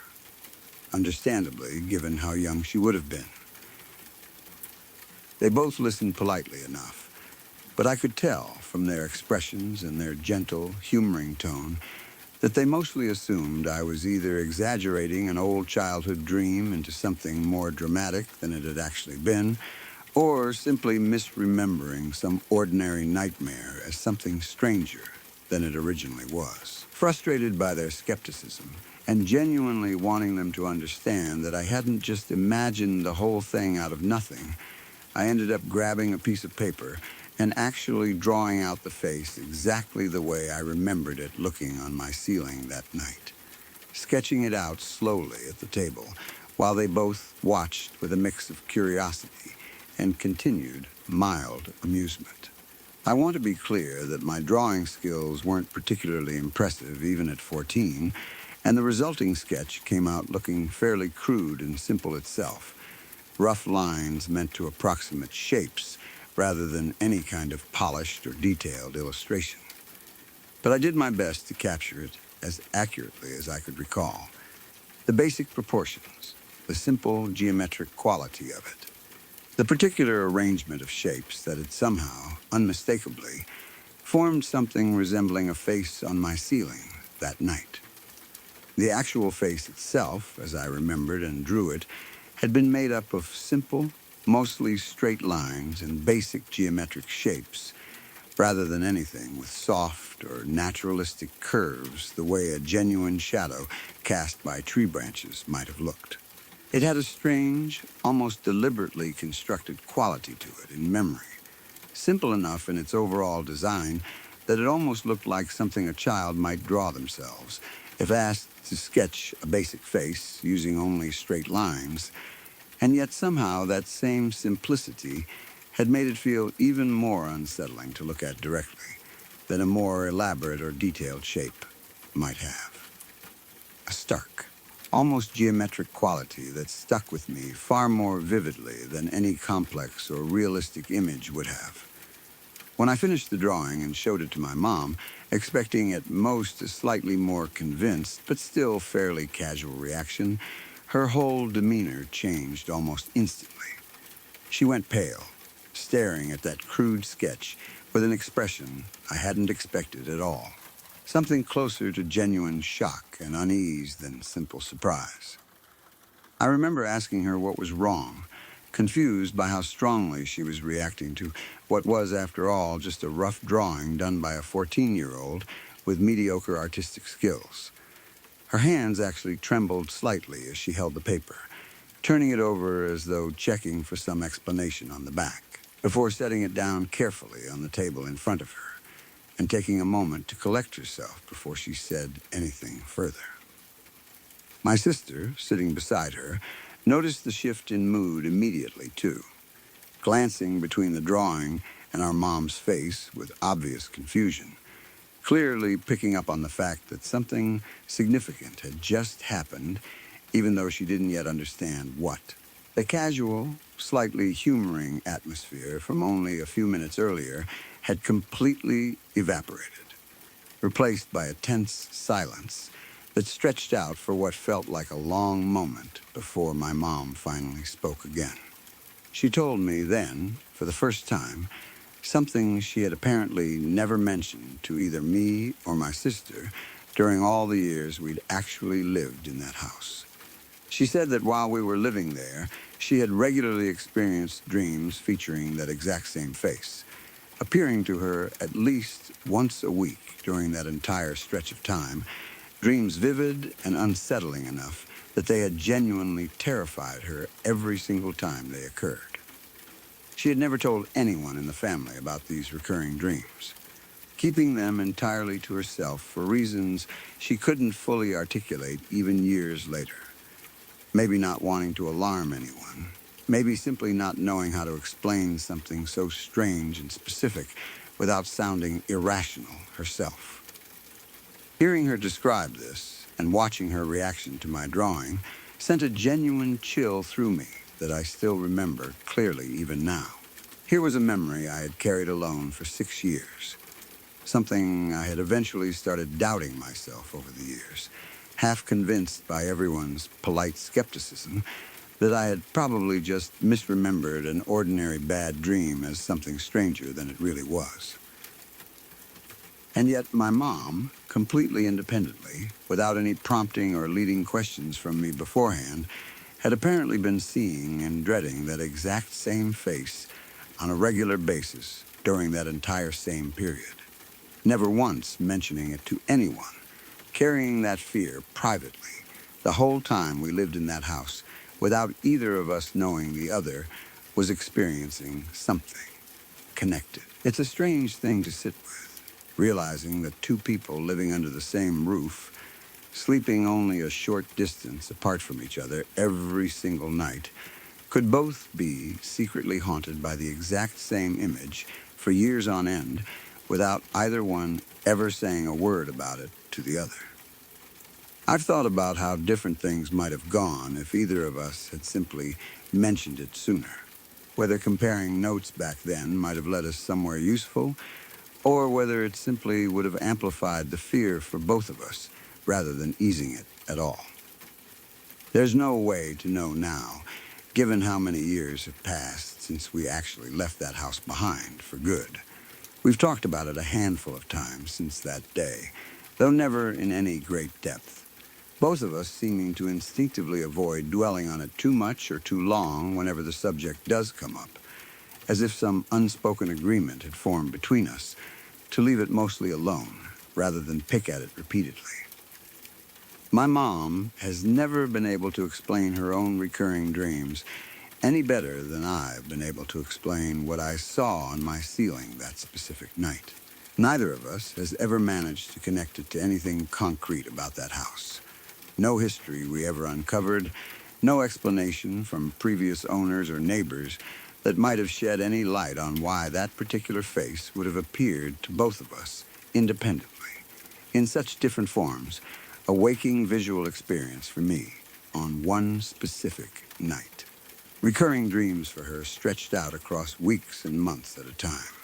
I've wondered more than once whether my sister might have experienced something similar herself during that same period without ever mentioning it, given how young she was at the time, and how easily a young child's fears can go unspoken or unnoticed by the rest of the family, caught up in their own daily routines and distractions. I've asked her about it a few times since that day at the kitchen table when everything came out, and she's always maintained that she has no memory of anything unusual from that house at all. No dreams, no strange sightings, nothing beyond ordinary childhood memories of a completely uneventful home, which somehow makes the whole thing feel even more isolated to just the two of us, my mom and me, sharing something that apparently skipped right over the youngest member of our household entirely. I still think about that face sometimes, particularly on nights when I can't sleep and find myself staring up at an unfamiliar ceiling in the dark, some old habit resurfacing even decades later, checking almost instinctively to make sure nothing unusual has appeared there. I've never seen it again since that one night, not in that house, and not anywhere I've lived since, and my mom, as far as she's told me, never experienced those particular dreams again either, once we finally moved away from that property. Whatever it was, whatever connected her recurring dreams to that single specific image I saw appear impossibly on my ceiling, with no light source left to explain it, it seems to have stayed behind in that house when we left, never following either of us to wherever we settled next.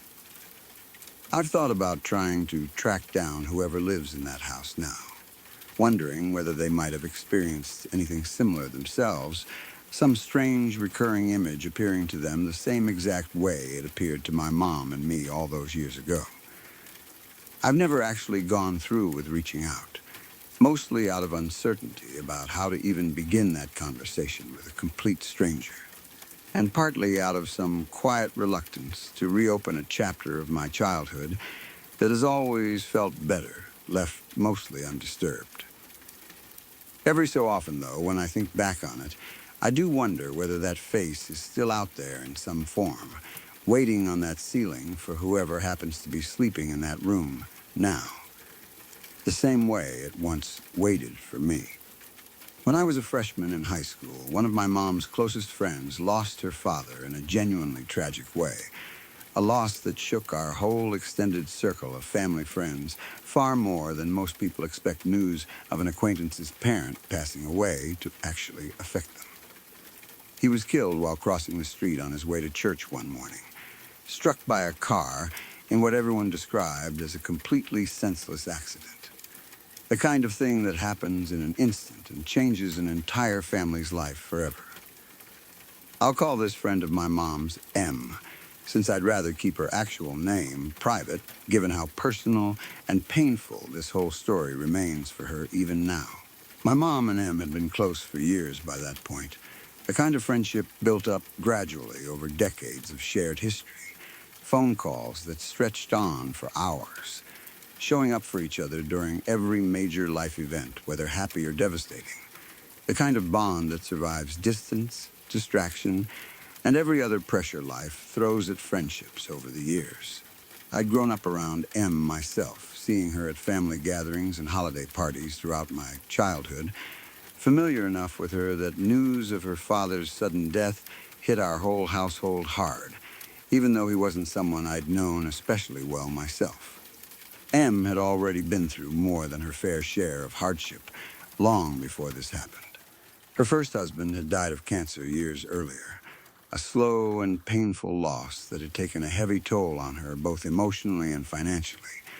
And beyond that, she'd had a genuinely difficult upbringing that my mom had told me a little about over the years, enough for me to understand that M was someone who had faced repeated waves of loss and hardship throughout her life without ever really catching much of a break in between.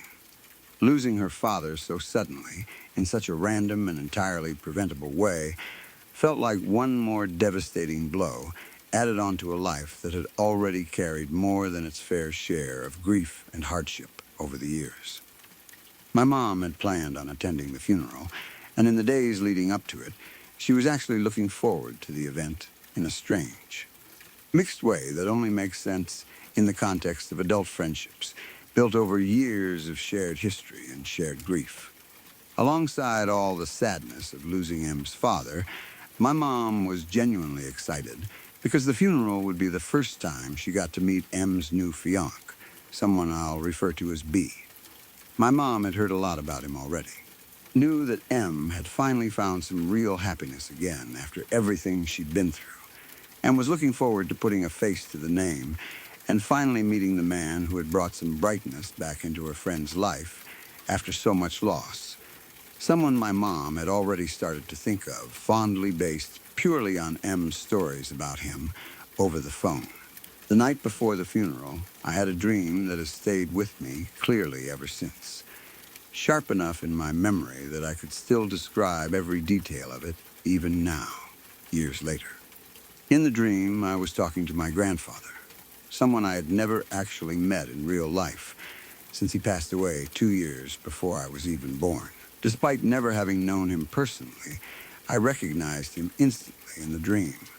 The way dreams sometimes let you know things without any logical explanation for how you know them. I'd seen photographs of him over the years, old black and white pictures my mom kept in a shoebox in her closet, and the man in my dream matched those photographs closely enough that even in the middle of the dream itself, some part of me registered with complete certainty exactly who I was looking at, even though I had no living memory of his voice, his mannerisms, or anything else about him beyond those still faded images. It was raining heavily throughout the entire dream, a steady, heavy downpour that seemed to fill the whole scene, water running down everywhere around us, even though I couldn't clearly place exactly where we were standing. I remember the sound of it most vividly, that constant, heavy patter surrounding us on all sides, loud enough that it almost felt like it should have made conversation difficult. And yet somehow my grandfather's voice came through perfectly clear, despite the rain. Calm and steady in a way that felt completely at odds with the noisy, chaotic weather filling every other part of the dream around us. I couldn't tell you what he was wearing, or exactly what the space around us looked like beyond that endless rain, the kind of details that dreams often blur or leave out entirely, even when the core message or feeling of the dream stays remarkably sharp in memory afterward.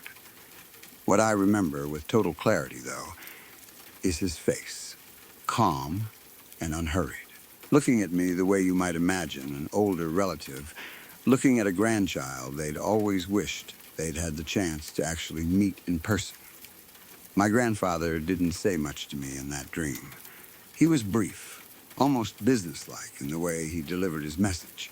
Nothing like the warm, extended conversation you might expect from a dream reunion with a family member you'd never had the chance to meet in waking life.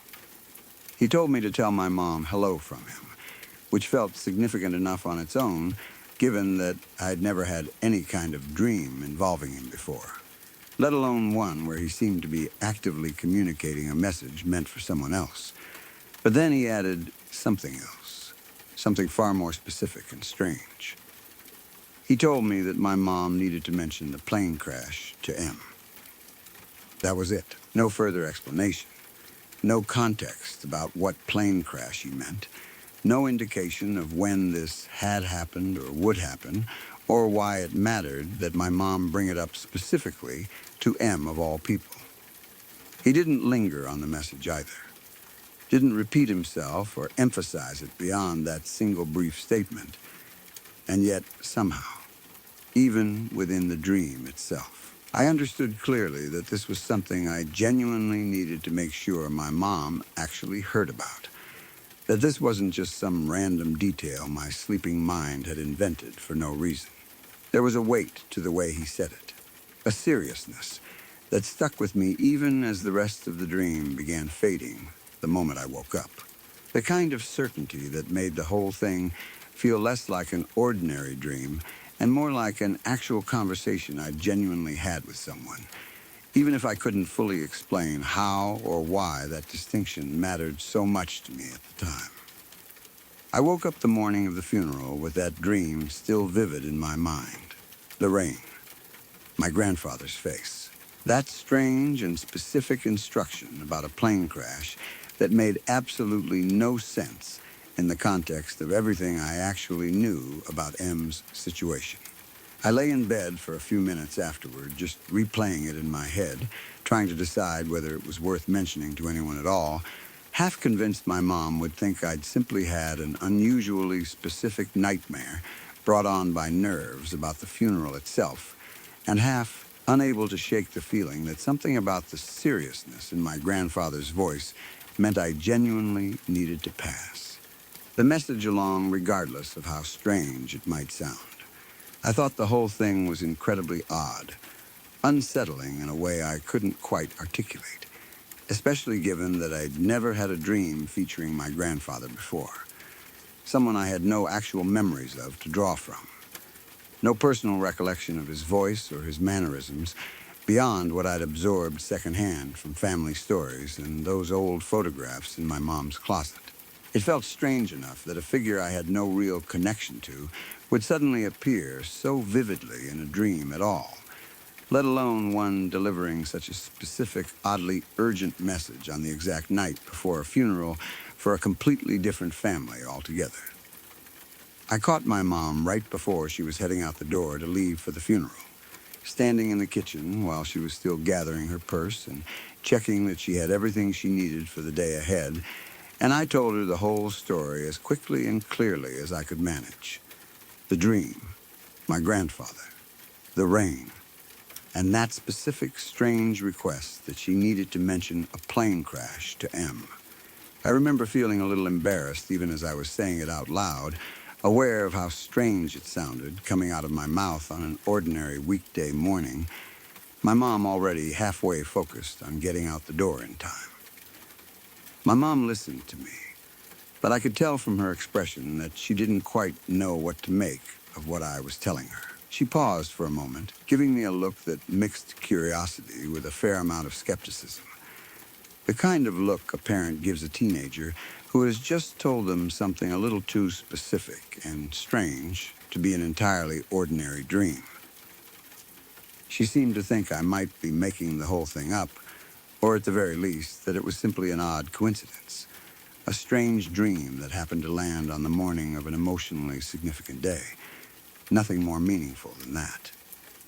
She asked me a couple of follow-up questions, wanting to know exactly what I meant by plane crash, whether I meant something specific or just some vague general idea, and I told her honestly that I didn't know any more than what I'd already said, that my grandfather hadn't given me any further detail beyond those few words.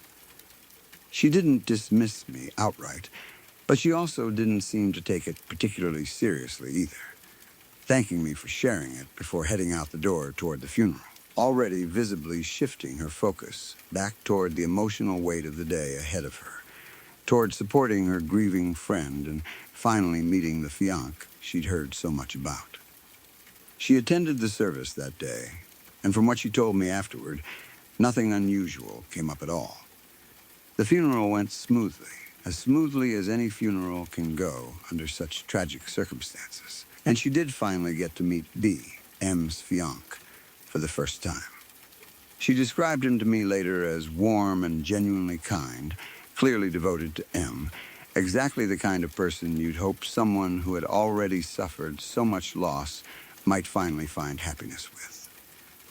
She told me he'd spent much of the reception afterward standing close by M's side, gently making sure she had everything she needed, introducing himself politely to the various relatives and friends who came up to offer their condolences throughout the afternoon. My mom said she actually thought about my dream a couple of times during the day, glancing over at B once or twice with that strange message sitting somewhere in the back of her mind, half wondering whether she should bring it up despite how odd it would sound in the middle of a funeral reception, and half deciding it simply wasn't the right time or place for something so strange and unverified, especially given everyone's already fragile emotional state that day. She ultimately decided against saying anything at all, choosing instead to focus on supporting her grieving friend the way she'd originally planned to. There was no mention of any plane crash during the funeral itself, nothing that connected to the strange message from my dream in any obvious way, and by the end of the day, my mom seemed to have mostly set the whole conversation aside as nothing more than an unusual but ultimately meaningless coincidence, a strange dream that had simply landed on an emotionally heavy day without carrying any deeper significance beyond that. About a week later, my mom called me, and I could tell from the very first moment I answered the phone that something was seriously wrong. Her voice was shaking, and she told me she was in complete shock over something M had just told her. M had called her only moments earlier with devastating news. Her fiancé, B, the same man my mom had just met for the first time at that funeral only a week before, had died in a private plane crash up in Canada. I remember standing there, holding the phone, feeling a cold wave of disbelief wash over me as my mom explained what had happened, the details still coming together, the shock in her voice unmistakable even through the phone line. She told me B had been flying with a friend in a small private aircraft somewhere over Canadian airspace when something had gone catastrophically wrong, the plane going down before either of them had any real chance to survive it. M had apparently found out only hours earlier and had called my mom the moment she felt able to speak about it at all, her voice reportedly barely holding together throughout the entire call. My mind went immediately back to that dream from the night before the funeral. My grandfather standing there in the rain telling me, in that brief, almost business-like way, that my mom needed to mention a plane crash to M. At the time, neither of us had any idea what that message could have possibly meant. No context at all that would have made it feel relevant or urgent in any concrete way. And now, only a week later, it had become horrifyingly clear exactly what that dream had been trying to warn us about, or at the very least, exactly what it had somehow known was coming. A piece of information that had arrived a full week ahead of the actual event, with no plausible way for either of us to have known it in advance. My mom kept repeating on the phone that she couldn't believe it, that she'd literally just met B for the first time only a week earlier, shaken hands with him, watched him comfort M throughout that entire painful day, and now he was simply gone, in a manner of death that mirrored the exact strange detail I'd relayed to her that same morning before either of us had any way of knowing it would actually matter. My mom and I have talked about that dream many times in the years since it happened, turning it over again and again, trying to make sense of something that has never fully made sense to either of us, no matter how many times we've discussed it, whether sitting together at the kitchen table or catching up over the phone on some ordinary evening years removed from everything that happened.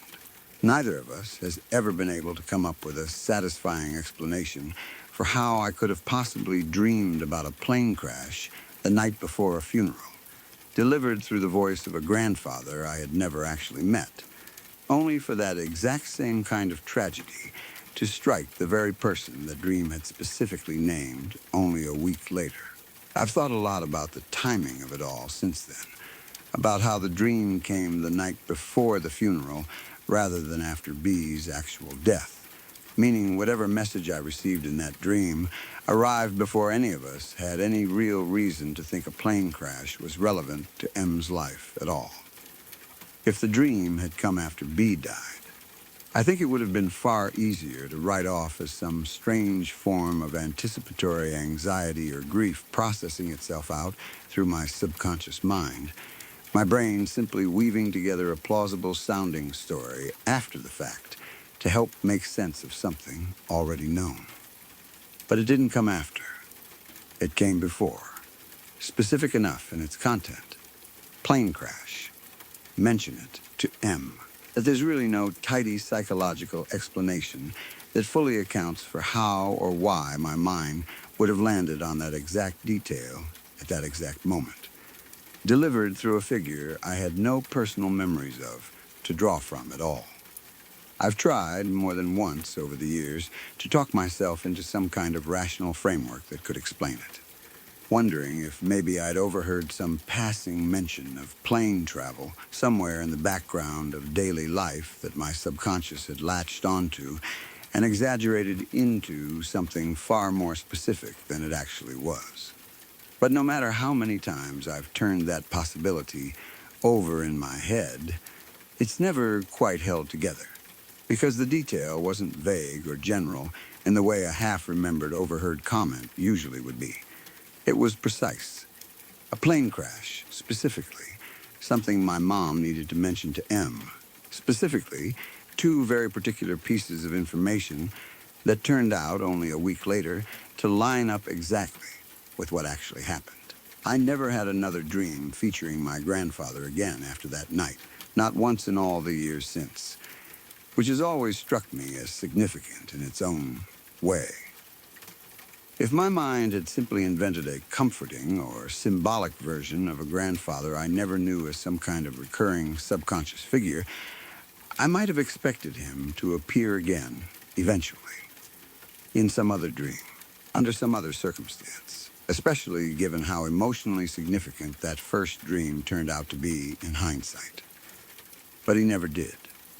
That one appearance, delivering that one specific, strange message, and then nothing else, ever again, as if whatever needed to be communicated that night had been said in full, and there was simply nothing more required of him after that. I've asked my mom more than once whether she's ever had any similar experiences involving her own father since that morning, some other dream or unusual moment that felt like it might be carrying a message from him, and she's always told me no. Nothing even remotely close to that single strange occurrence tied to the week of that funeral. It remains, as far as either of us knows, an isolated event, unconnected to any broader pattern of dreams or premonitions either of us has experienced before or since that time, which somehow makes it feel even stranger in hindsight rather than less so, A single, unexplainable moment sitting alone in an otherwise ordinary stretch of our lives together as mother and daughter. My mom still brings this story up occasionally, usually around the anniversary of everything that happened, or sometimes completely out of nowhere when something reminds her of it, a news story about a plane crash, or M's name coming up in some unrelated conversation with other friends. She's never been someone who puts a lot of stock in anything supernatural either. Much like a lot of people in our family, practical and grounded in the way she approaches most things in life. Someone who tends to roll her eyes at ghost stories or horoscopes the same way I do myself.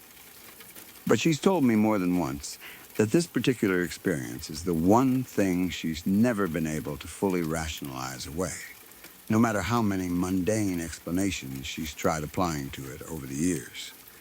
A coincidence, she said, feels far too weak a word to describe a dream that specifically named a plane crash and specifically named the person it would eventually happen to, delivered the night before a funeral, through a man neither of us had ever actually known in life.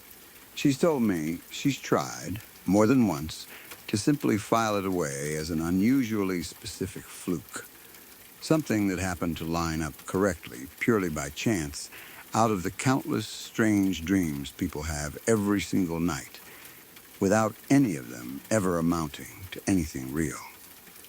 But she's admitted to me that this particular explanation has never fully satisfied her either.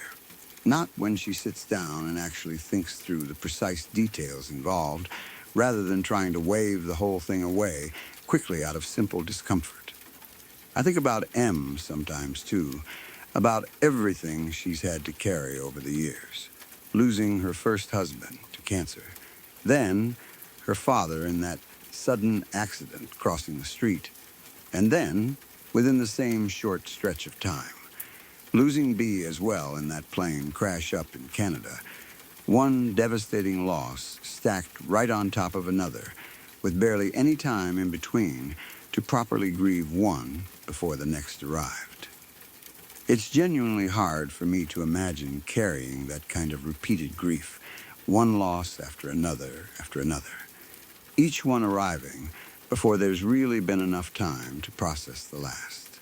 And I've always felt a particular ache thinking about how much M has had to endure in comparison to how relatively steady and uneventful my own life has been, by contrast. I've never told her directly about the dream, about my grandfather's message the night before her own father's funeral, mostly because I've never quite known how to bring something like that up with someone who has already suffered so much, worried that it might feel more unsettling or intrusive to her than comforting, even if there was some part of it that felt, at least to me, like it carried a kind of warning meant to somehow prepare us, even if we never fully understood what we were being prepared for until it was already too late to do anything differently. My mom has occasionally wondered aloud whether we should tell M someday, whether it might actually mean something to her to know, or whether it would simply reopen a wound that's already had more than enough reopening over the years. Neither of us has ever quite worked up the nerve to actually bring it up with her directly, and I'm honestly not sure either of us ever truly will. I still think about that dream more often than I probably should. The rain, my grandfather's calm, brief voice, the specific instruction that made no sense at the time and made complete, horrifying sense exactly 1 week later.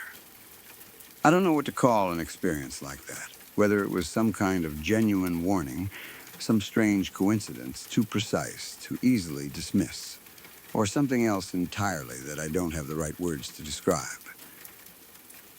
I've stopped trying to force it into any particular category over the years, mostly because every explanation I've tried applying to it eventually falls apart under closer examination, leaving me right back where I started, with a strange, specific, unexplainable dream that arrived exactly 1 week before it turned out to matter more than either of us could have ever anticipated at the time. What I do know is that it happened exactly the way I've described it here. that my mom can confirm every detail I told her that morning before the funeral, and that a week later the plane crash my grandfather had mentioned in that dream became devastatingly real for someone we both cared about deeply. Whatever it actually was, whatever explanation might eventually surface for it, if one ever truly does at all. I don't think either my mom or I will ever be able to think about that morning or that phone call a week later without feeling that same strange chill settle back over us all over again. After a long day at school, the kind that drains you in a way that has nothing to do with physical effort and everything to do with just sitting through hour after hour of classes you can barely stay focused on, I came home and basically collapsed onto the couch without even thinking about it. I didn't bother changing out of my clothes. I didn't bother turning on the television or grabbing a snack or doing any of the small routines I usually go through before settling in for the evening. I just sat down, phone still in my hand from checking messages on the drive home, and within what felt like minutes, I was completely out, fully clothed, shoes still on. Lights off in the living room because I hadn't bothered to flip the switch on my way in. It was the kind of sleep that swallows you whole before you even realize you're falling into it. No drifting, no half-awareness, just gone. I don't know how long I was actually asleep before anything happened. Long enough that my body had settled into that heavy, deep kind of rest, where the outside world starts to feel very far away, where sounds from the house barely register anymore because your brain has stopped bothering to process them. The house was quiet, the way houses get quiet late at night, that particular stillness that settles in once every appliance is cycled off and there's nothing left but the occasional creak of the structure settling or the hum of the refrigerator down the hall. I wasn't dreaming, or if I was, I don't remember any of it. There was just the couch, and the dark, and the strange, suspended nothing of deep sleep. At about 1 in the morning, my phone buzzed against my palm, the vibration sharp enough to cut through even that heavy sleep, followed almost immediately by the little chime that meant a text had come in. It was from my sister, something that probably felt urgent to her in the moment, but that I don't even fully remember now. Some late-night thought she wanted to share the way people do when they're up too late scrolling through their phones and everyone else's schedule stops mattering to them. Normally, I would have just silenced it and gone right back to sleep, barely registering the interruption. This time, something about the buzzing actually pulled me up out of that deep place I'd been resting in, dragging me back toward consciousness slowly. The way waking up usually goes when you're that tired, your body reluctant to give up the rest it's been getting. My eyes started to open, still heavy, still adjusting to the dark shapes of my living room, the vague outlines of furniture I've looked at 1,000 times before. I was moving to reach for the phone, some automatic reflex kicking in before I was even fully aware. The kind of motion you make without thinking twice about it, because you've made it 100 times before in exactly the same spot. That's when I realized there was a man standing in front of me. He wasn't doing anything dramatic. He wasn't looming over me with his arms raised or doing anything that belonged in the kind of nightmare you'd expect to jolt awake from screaming. He was just standing there, a few feet away, facing away from me, toward the rest of the room, as still as a piece of furniture that had somehow appeared in my living room while I slept. For one confused second, my sleep-addled brain tried to make sense of it, tried to fit this shape into some explanation that made sense. A family member, a trick of shadow, and half-opened eyes. Anything that wasn't what it actually was. But the shape didn't change no matter how many times I blinked, and the wrongness of it settled into my stomach before my mind had even fully caught up to what I was looking at. As my phone kept vibrating in my hand, the small motor buzzing steadily against my palm, the man froze completely. Not the kind of freeze where someone pauses briefly and then continues what they were doing. A total, absolute stillness, like he'd been caught in the middle of something and every part of him had locked up at once. And then, slowly, without any wasted or hurried motion, he began to turn around. I have never in my life made a decision that fast without actually deciding anything at all. My body reacted before my brain had time to form a coherent thought, dropping instantly into stillness. Eyes falling most of the way shut, breathing forced into something that I hoped looked slow, and even instead of the rapid, panicked breaths I actually wanted to take. Some deep, old instinct took over completely. The kind of instinct that exists in every animal that has ever had to freeze in front of a predator and hope that stillness would be mistaken for safety. I kept my eyes barely open, just enough of a sliver that I could still see through my lashes, terrified that even that much would somehow give me away, but unable to force myself into complete darkness, needing to know what was happening even as every instinct screamed at me to disappear. He turned all the way around and faced me. I will never forget how long those next few seconds felt, though I genuinely have no idea how much actual time passed. It could have been 3 seconds. It could have been 30. Time does something strange to itself in moments like that, stretching out until every heartbeat feels like its own separate event, distinct and enormous, impossible to ignore. He stood there, facing directly at me, and I understood without any doubt that he was looking at my face, studying it, trying to determine whether I was actually asleep or whether I'd woken up and was watching him right back. I have never worked so hard at doing absolutely nothing in my entire life. Every muscle in my body wanted to move, wanted to scramble backward or scream or do literally anything other than lie there pretending to be unconscious 3 feet away from a stranger who had somehow gotten inside my house while I slept. I thought about all the ways this could go wrong. I thought about what would happen if he decided I actually was awake, if some tiny movement gave me away, a twitch of my eyelid or a change in my breathing that he might catch even from a few feet away in the dark. I thought about the knife hidden in the couch cushion next to me, close enough to reach in theory, but reaching for it would have meant moving, would have meant breaking the fragile pretense I was maintaining, would have meant giving him every reason in the world to act instead of just standing there deciding what to do next. So, I didn't move. I just kept breathing as slowly and evenly as I could manage, while my heart slammed against my ribs hard enough that I was half convinced he'd be able to hear it from where he stood. After what felt like an impossibly long stretch of him just standing there, staring, he started to creep away. The relief that hit me in that moment was almost as overwhelming as the fear had been.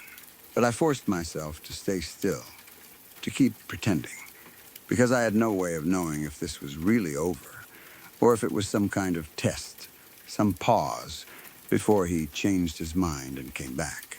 I listened to the quiet, careful sound of his footsteps moving across my living room floor, deliberately soft, the kind of walking that comes from someone who has clearly thought about how to move through a house without waking the people in it.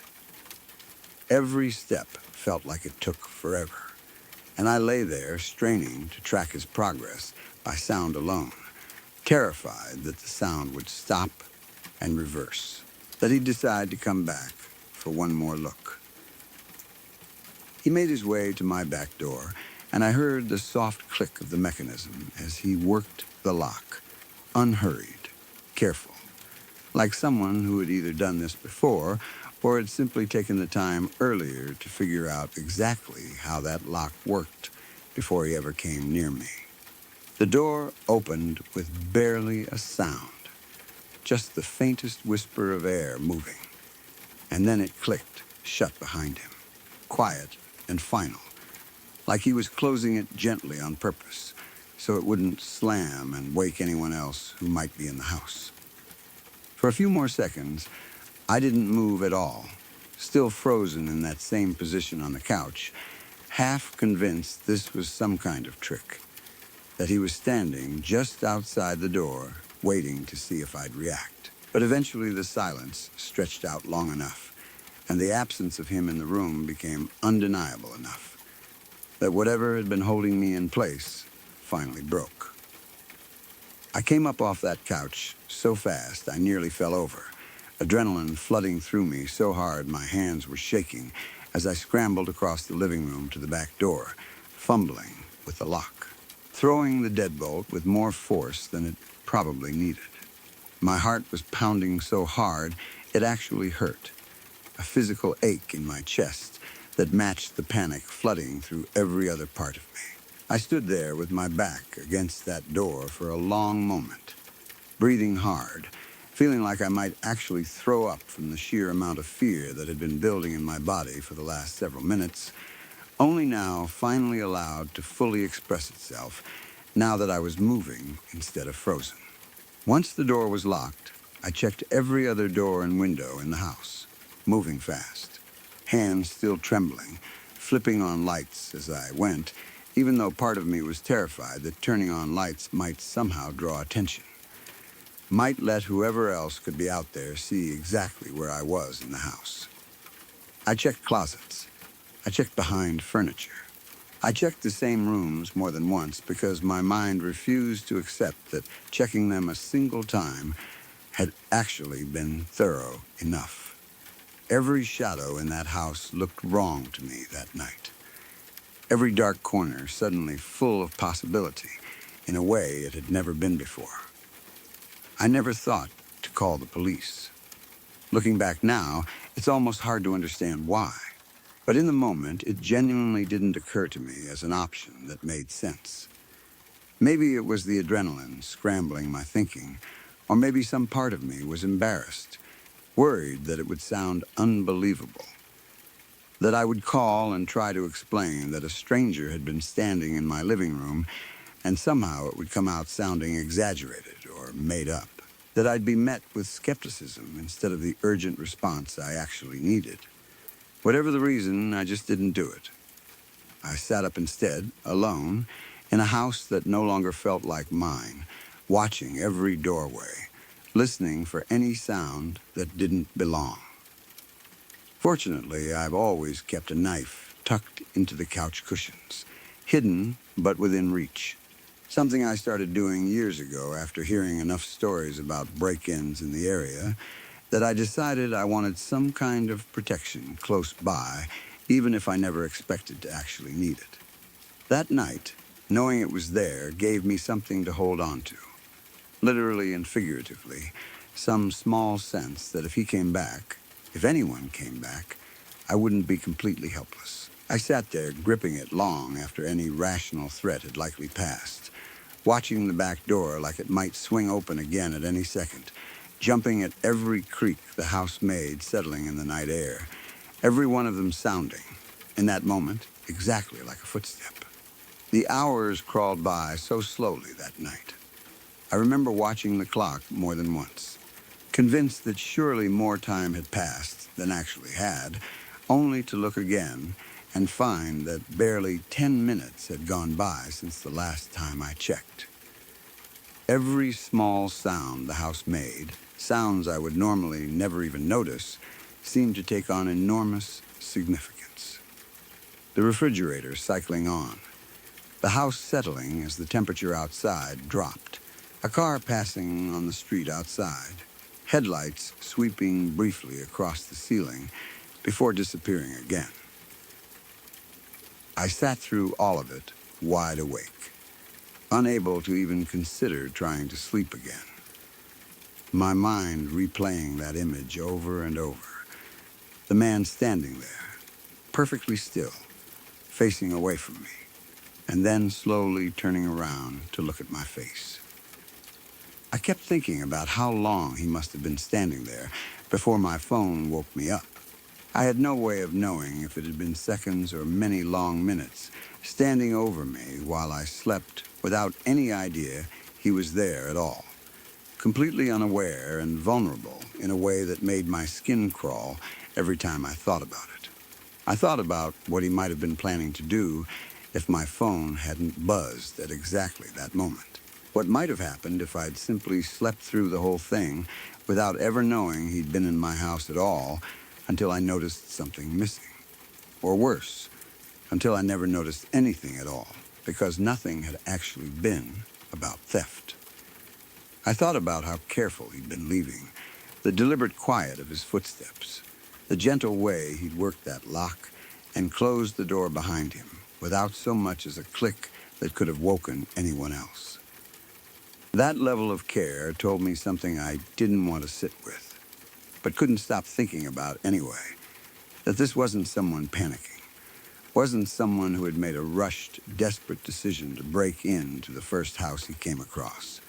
This was someone who had taken his time, who had been comfortable enough in that space to stand there and study my face for however long he wanted, who left in exactly the same unhurried, careful way he must have entered.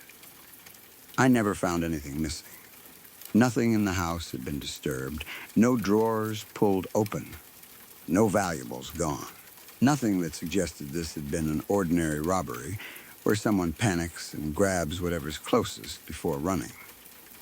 I went through the whole house methodically the next morning once the sun was up and everything felt slightly less terrifying in daylight, checking every room, every shelf, every drawer, looking for anything out of place, anything missing, anything at all that would give me a reason for what had happened. There was nothing. My laptop was still on the coffee table exactly where I'd left it. My wallet was still in my bag by the door, cash and cards untouched. Even small, easily pocketed things, things that would have been the first thing any ordinary burglar grabbed on their way out, were exactly where they belonged. That should have made me feel better, I think, the absence of any obvious theft. But it didn't. If anything, it made the whole thing worse, because it meant I had no clean explanation to file the night away under. No simple story about a desperate person who needed cash and happened to pick my house. All I had was the memory of him standing there, watching me sleep, for reasons I will never know and will probably spend the rest of my life wondering about. I did eventually tell my family what happened, and my sister, the one whose text had woken me up in the first place, was horrified in a way that made me realize just how close that whole situation had actually come to going differently. How much I owed to nothing more than the timing of one late-night message she probably sent without thinking twice about it. We talked about it a lot in the days afterward, going in circles about what I should have done differently, whether I should have called the police right then, whether I should have grabbed that knife the second I saw him instead of freezing and pretending to sleep. I still don't have good answers to any of it. I think if I had it to do over again, I probably would have called the police the moment he left, even if it felt embarrassing, even if some part of me worried it wouldn't be taken seriously. Looking back now, embarrassment feels like such a small, foolish thing to have weighed against the possibility that he could have come back, or that he might do the same thing to someone else who wouldn't wake up in time. I changed the locks not long after that night, all of them, and added a second deadbolt to the back door for good measure, something heavier than what had been there before. I started keeping my phone charging somewhere I could reach it faster, no longer trusting that I'd have the presence of mind to fumble for it in an emergency the way I had that night. Some nights I still find myself lying on that same couch, and even though I know logically that the house is locked up tight now, more secure than it's ever been, I still catch myself glancing toward the spot where he stood, half expecting to see that same still, silent shape facing away from me in the dark. In the weeks that followed, I found myself doing things I never would have bothered with before. Small rituals that probably looked strange to anyone watching, but that gave me some tiny sense of control over a situation I otherwise had no control over at all. I started checking every lock in the house twice before bed, sometimes 3 times, walking the same loop from the front door to the back door to every window on the ground floor, running my fingers over each latch just to be sure my eyes weren't playing tricks on me in the dim light. I stopped falling asleep on the couch entirely, something that had been one of my favorite habits for years. Drifting off in front of the television with the sound low. Now the couch felt tainted somehow, like it belonged to that memory more than it belonged to me. And I couldn't sit on it after dark without picturing that same still shape standing a few feet away, facing off into the room the way he had been when I first opened my eyes. I also became someone who noticed sounds I never used to notice, the kind of hyper-awareness that I think anyone who has gone through something like this ends up developing whether they want to or not. A branch scraping against a window in the wind would jolt me fully awake in the middle of the night, heart already racing before I'd even had time to think through what the sound actually was. The house settling, something every house does, every single night, suddenly felt loaded with meaning it never used to have. I would lie there in the dark, absolutely still, straining to listen, trying to determine whether what I'd heard was just the ordinary creak of old wood cooling after a warm day, or something else entirely, something with weight and intention behind it. Most nights it was nothing.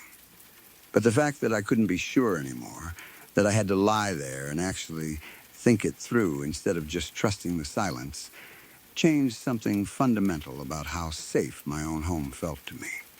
My sister took it hardest, in a way I didn't fully expect. She kept coming back to the fact that her late-night text, something she almost hadn't sent because she figured I'd already be asleep and wouldn't see it until morning anyway, was the only reason I'd woken up when I did.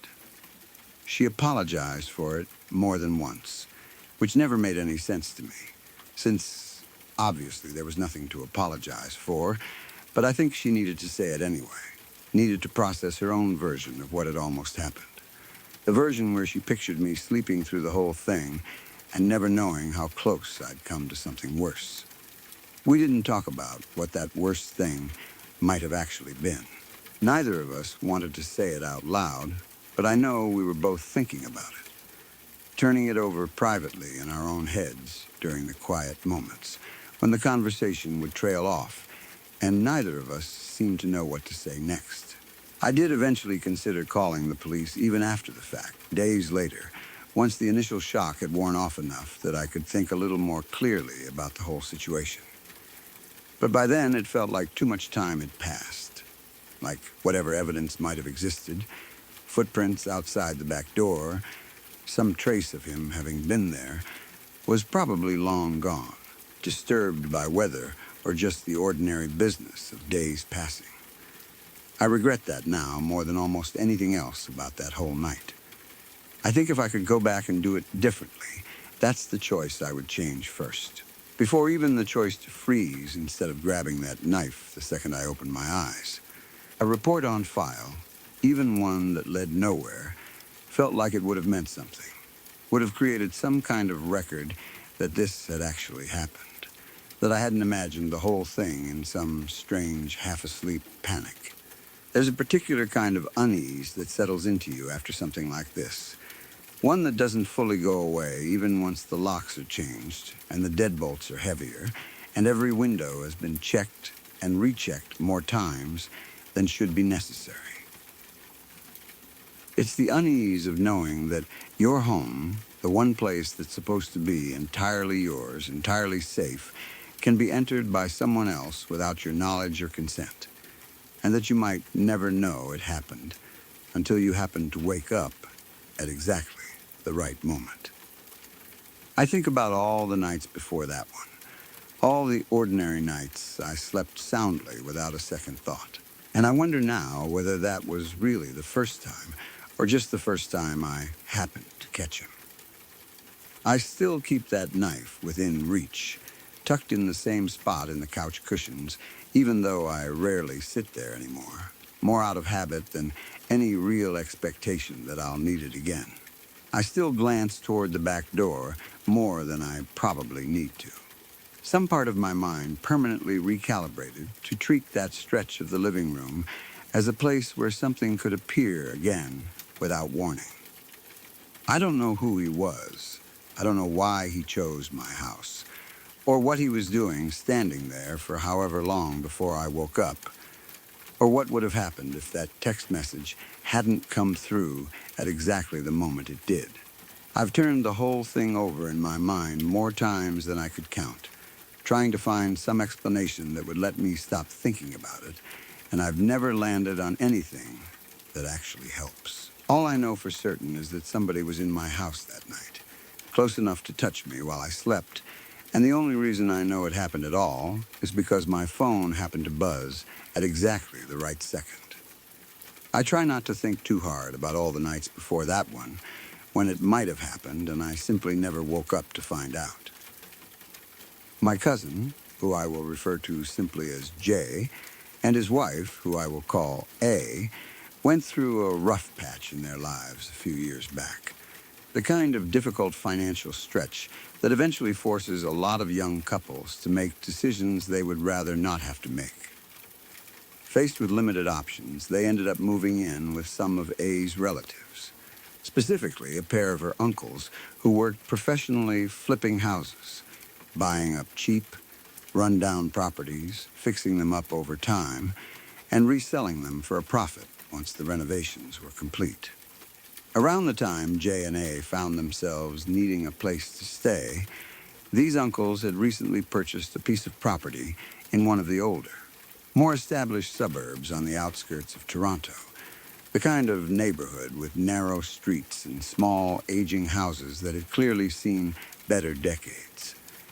Houses that developers and investors were increasingly eyeing for their land value rather than anything special about the structures themselves. The sort of area that had once been fairly modest and working class, but was slowly, over the years, being reshaped by exactly this kind of quiet, incremental redevelopment. I want to be clear about something important before I get any further into this story, because it matters quite a bit to how seriously I personally ended up taking the whole account once I finally heard it directly. Neither J nor A are the type of people who put much stock in anything supernatural. J, in particular, works as a heavy engine mechanic, a big, physically imposing guy who spends his days elbow-deep in machinery, the kind of person whose entire worldview tends to be built around practical, tangible, mechanical explanations for how things work. He has never been the sort of person to watch horror movies for fun, has always been openly dismissive whenever the subject of ghosts or hauntings came up at family gatherings over the years. The type of guy who would roll his eyes good-naturedly whenever a relative brought up some story about a strange noise in their attic, or a light that flickered without explanation. He is not someone I would ever have described, before all of this happened, as superstitious or particularly open to ghost stories or anything of that nature. When he first told me this story, sitting across from me, looking genuinely shaken by the memory of it, that alone struck me as significant, because I had simply never seen him behave that way before, not once in all the years I had known him. His hands, I remember distinctly, were not entirely steady as he spoke, a small detail that stuck with me long after the actual conversation ended, given how thoroughly unflappable I had always known him to be in every other context throughout our entire relationship as cousins. The house itself, from everything J and A described to me, was a genuine dump when the uncles first purchased it. The kind of run-down, neglected property that made complete sense as a cheap investment for house flippers looking to renovate and resell, but that would have made most people hesitate before actually agreeing to live there themselves. The exterior paint was peeling badly in places. The front porch sagged noticeably to one side, and the whole structure carried that particular musty, neglected smell common to houses that have sat empty or poorly maintained for years before someone finally comes along to fix them up. It did, however, have one extra bedroom beyond what the uncles themselves needed, along with working heating, which, given the difficult financial situation J and A found themselves in at the time, made it a perfectly reasonable, if not exactly glamorous, place for them to settle temporarily while they got back on their feet. They ended up living on the ground floor of the house together with their 2 cats, settling into what was, for the first several months, an entirely unremarkable living situation, a kind of temporary arrangement that felt, at least initially, like nothing more than a practical stopgap on the way toward more stable circumstances somewhere down the line. Rent, from what Jay told me, was more than reasonable given the circumstances, which made the decision considerably easier for everyone involved, despite the house's obvious condition. Things remained pretty normal for roughly the first 4 months of their time in that house. Nothing particularly unusual standing out during that initial stretch, beyond the ordinary adjustments of settling into a new, unfamiliar living space. The kind of minor challenges anyone faces when moving in with extended family, negotiating shared spaces, adjusting to different routines. The 2 cats they had brought along gradually settling into their new territory the way cats typically do over the first several weeks in an unfamiliar home. That relative normalcy shifted, according to both J and A, right around the time the uncles decided to take in 2 additional rescue cats, bringing the total number of cats in the house up to 4. It was not an immediate or dramatic shift at first, nothing that any of them found particularly alarming in those earliest weeks after the new cats arrived. Both new animals settling in without much apparent difficulty, integrating reasonably well with the 2 cats J and A had already brought into the household months earlier. They would occasionally hear strange noises at night, the kind of vague, unidentifiable sounds that most people simply attribute to an old house settling, and small items would occasionally go missing. Various pieces of jewelry and similarly small personal belongings, only to eventually turn up again somewhere unexpected, days or weeks later. Jay, by his own admission and by A's confirmation, has always been a fairly absent-minded person, prone to setting things down somewhere and completely forgetting where he left them. So at the time, none of these small missing item incidents struck either of them as particularly worth worrying about, easily explained away as simply another example of Jay's usual forgetfulness rather than anything more concerning. The situation, however, began to escalate noticeably shortly after those 2 new cats joined the household. All 4 cats developed a specific recurring behavior that none of the humans in the house could easily explain. They would gather together in a loose semicircle directly in front of the closed basement door and hiss at it, sometimes for extended stretches of time. Their attention locked entirely on that one specific point in the house. On at least one particular occasion that Jay described to me in detail, the cats began yowling so loudly and so persistently that the sound actually woke everyone in the house up in the middle of the night. An unsettling enough disturbance that J and A got up to go check on what exactly was causing such an intense reaction from all 4 animals simultaneously. Jay recalled the specific quality of the sound to me quite vividly, describing it as unlike any ordinary cat noise he had ever heard before, higher and more distressed than a simple territorial hiss or the usual sounds cats make when startled, closer to what he could only describe as genuine panic. By the time they reached the cats, however, the animals had already scattered in different directions, no longer gathered at the basement door, offering no further clue as to what had triggered such an intense, synchronized reaction from all of them at once, the house falling back into ordinary silence almost as abruptly as it had been disturbed only moments before. This particular behavior, the cats gathering and hissing or yowling specifically at that basement door, became a fairly regular occurrence over the following weeks, typically happening late at night, disturbing everyone's sleep often enough that it eventually became a genuine ongoing concern for the entire household rather than simply an isolated strange incident. Described to me how she started keeping a mental tally of roughly how often it happened, noticing that it seemed to cluster on certain nights more than others, without any obvious pattern connecting them. Sometimes going a week or more without any disturbance at all, before suddenly recurring several nights in a row. Jay, for his part, tried at various points to simply ignore it, telling himself and A both that it was probably nothing more than the cats reacting to some kind of draft coming through an old, poorly sealed basement door, or perhaps picking up on the scent of some small animal that had found its way into the crawl space beneath the house. The most immediate practical explanation everyone settled on was the possibility of rats or some other kind of pest infestation somewhere down in that basement. A theory that seemed reasonable enough given how old the house was and how neglected it had clearly been before the uncles purchased it.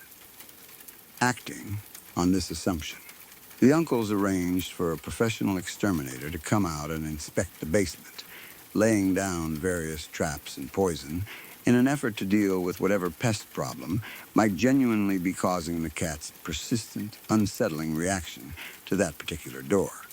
It was after the exterminator finished his work and was getting ready to leave that he made an offhand comment to Jay that none of them thought much of at the time, but that took on considerably more weight once everyone actually stopped to think it through together afterward. He mentioned, almost in passing, something about making sure to keep the cats out of the basement going forward, presumably as a simple safety precaution given the poison and traps he had just finished setting up down there, the kind of routine warning any exterminator might give a homeowner with pets, meant purely as practical advice rather than anything with deeper significance. It was only once he had left, and the four of them, Jay, A, and both uncles, were discussing the exterminator's visit together, going over what he had found and what precautions they now needed to take, that someone, A believes it was one of the uncles, pointed out something genuinely strange none of them had ever actually consciously noticed before that moment. Despite the basement door being left open on plenty of occasions over the previous several months, and despite the cat's obvious, persistent, intense interest in that specific doorway, none of the four adults could actually recall ever once seeing any of the cats physically cross that basement threshold, let alone witnessing any of them actually spend time down in the basement itself. The cats would gather at the door. They would hiss and yowl at it with obvious agitation. But apparently, once everyone actually stopped to think about it carefully, not one of those four cats had ever been observed by any of the four humans in that house actually entering that basement space, not even once, despite the door being accessible on numerous occasions throughout their entire time living there. This particular realization, small as it might sound described secondhand like this, seemed to genuinely unsettle everyone in the house once they actually worked through it together, shifting the general household mood surrounding that basement door from simple, mild curiosity into something considerably more uneasy. Still, life continued on largely as normal for a while longer after this realization, everyone gradually settling back into their usual routines despite that persistent undercurrent of unease that none of them ever quite fully shook off after that conversation with the exterminator. The final incident, the one that ultimately drove J and A to move out of that house entirely, happened roughly 6 months into their time living there, according to both of their accounts. On the particular day in question, A was downstairs on the ground floor, doing dishes in the kitchen, while Jay was upstairs helping both uncles install some new shelving in one of the other rooms. An entirely ordinary domestic afternoon, with everyone occupied by their own separate small tasks around the house. While standing at the sink, A suddenly heard the distinct sound of footsteps, initially walking at a normal pace, but then rapidly breaking into a full run, moving down the stairs and directly toward the basement door.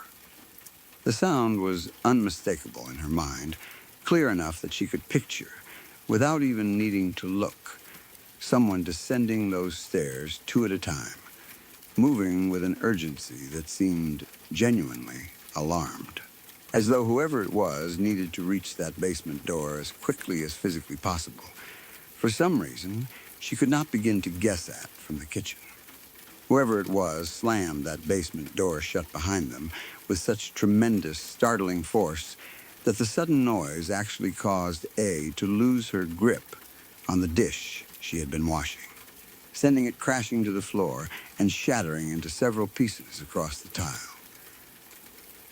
Startled and more than a little annoyed, her first instinct was simple irritation, assuming that Jay had come downstairs and, in his usual, somewhat clumsy, absent-minded way, had gone barreling through the house and slammed that door carelessly, badly startling her in the process.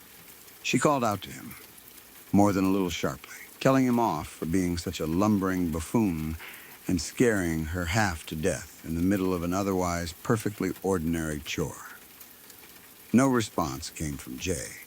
Instead, roughly 20 seconds later, according to A's own account of the timing, Jay himself came walking down those exact same stairs from the upper level of the house, appearing genuinely confused, asking A directly whether she had fallen or hurt herself somehow, explaining that both he and the uncles, still upstairs working on those shelves, had clearly heard some kind of loud commotion coming from down below and had become concerned enough to come check on things.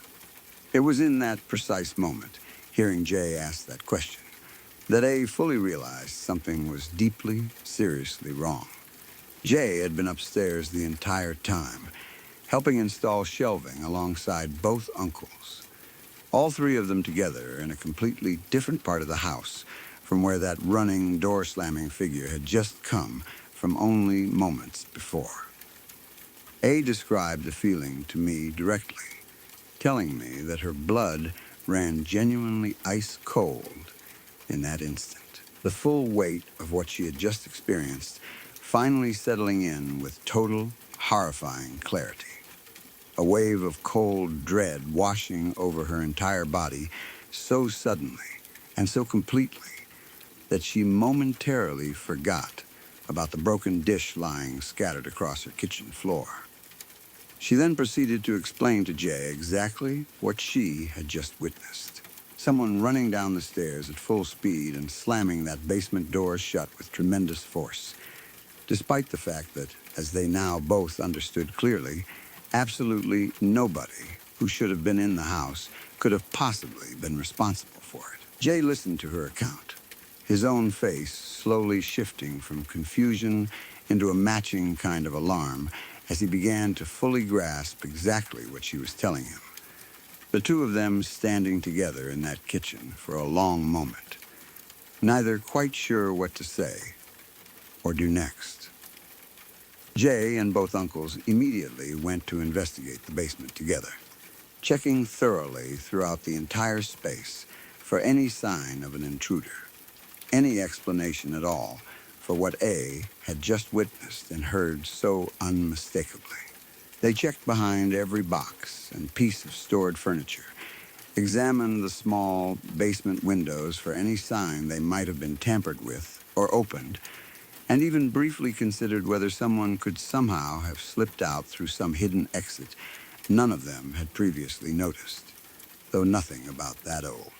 Thoroughly explored basement suggested any such possibility actually existed. They found nobody down there. No sign of forced entry anywhere in the house.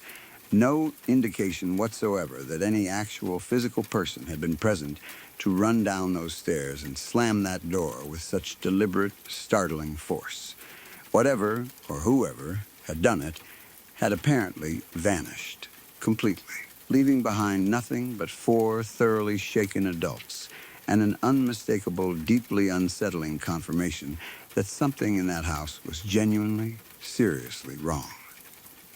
J and A ended up moving out of that house entirely within a week or 2 of this final incident, unwilling to continue living there any longer given everything that had already happened over their preceding months in that home. packing up their belongings with a kind of hurried urgency that surprised even them once they later looked back on how quickly they had decided to leave. The uncles themselves, according to what Jay told me, did not last dramatically longer in that particular property either, eventually selling it off, as house flippers in that line of work often do once a particular renovation project stops feeling worth the ongoing effort or expense involved, though Jay never got a clear sense from either uncle whether their decision to sell had anything directly to do with everything the household had collectively experienced, both men remaining characteristically tight-lipped on the subject whenever it came up in later years. The property was eventually purchased by a development company, and today, on that exact same plot of land where that house once stood, there now sits a small commercial strip featuring, among other businesses, a Tim Hortons, a Wendy's, and a Subway. The entire original structure demolished completely to make way for this fairly unremarkable stretch of fast food restaurants that countless people now drive past every single day with absolutely no idea what history that particular patch of land actually carries with it, ordering their coffee and sandwiches without the faintest suspicion of what once happened on the ground beneath their feet. The final piece of this entire story, the detail that genuinely still gives me chills every time I think back on it, came several years later. Well after J and A had long since moved on from that entire chapter of their lives, settled into a new home, and largely stopped thinking about that old house on any kind of regular basis. Occasionally recalling it only in the vague, distant way people eventually remember any unsettling experience once enough time and enough ordinary life has passed in between. I happened to be telling one of her coworkers at a newer job about the whole strange experience, sharing it the way people sometimes eventually do share their strangest personal stories once enough time has passed to make the memory feel slightly less immediate and slightly easier to discuss casually. The kind of story that comes up naturally during a slow afternoon at work when conversation drifts toward whatever strange or memorable experiences people have collected over the years. The coworker she happened to be telling this story to asked her, with what A initially assumed was simple, polite curiosity, exactly where that particular house had been located, which suburb, which general area of the city, the kind of casual clarifying question anyone might ask when trying to picture the setting of a story someone else is telling them. Nothing about the question itself suggesting anything more significant than ordinary conversational interest. It turned out entirely by coincidence that this particular coworker had actually grown up in that exact same suburb herself, and once A described the general location and approximate street, the coworker's reaction shifted immediately from casual curiosity into something considerably more serious, her expression changing in a way that A noticed right away, a genuine flicker of recognition crossing her face before she even said anything further. She told A that the house A was describing was actually locally famous within that specific neighborhood, well known among people who had grown up in that particular area, for a genuinely disturbing piece of history attached to it. The sort of story that every longtime resident seemed to know at least some version of, even if the details occasionally varied slightly depending on who was telling it. According to what this coworker had grown up hearing throughout her own childhood, an elderly woman had once lived alone in that exact house for many years, sharing her home with a number of cats. Much the same way J and A's own household had briefly done during their time living there, apparently something of a well-known, if slightly reclusive, fixture in that neighborhood for decades before her death, the kind of neighbor everyone vaguely knew about, but few people actually spoke with regularly. This elderly woman had eventually been found dead in the basement of that house, having taken her own life down there, and by the time her body was actually discovered, her cats, left alone and without any other food source available to them for an unknown but presumably significant stretch of time, had begun eating parts of her remains before anyone ever came to find her. According to the coworker, this story had become something of a local piece of neighborhood folklore among the kids who had grown up in that particular area over the years. The kind of dark, half-whispered local legend that gets passed down among children, daring each other to do increasingly bold things related to whatever supposedly haunted or unsettling local landmark exists in any given neighborhood. The sort of story that gets embellished slightly with each retelling, but that always seems to trace back to some genuine, verifiable core of tragedy at its center. In this particular case, apparently local kids had developed a tradition over the years of daring each other to sneak up to that specific basement window and peek inside, testing their nerve against whatever lingering unease still clung to that particular house long after its original owner's death. The coworker herself admitting, somewhat sheepishly, that she had participated in exactly this same dare herself once as a child, though she claimed not to remember seeing anything unusual through that basement window at the time, only recalling the general sense of dread that had gripped her the entire time she stood there, working up the nerve to look.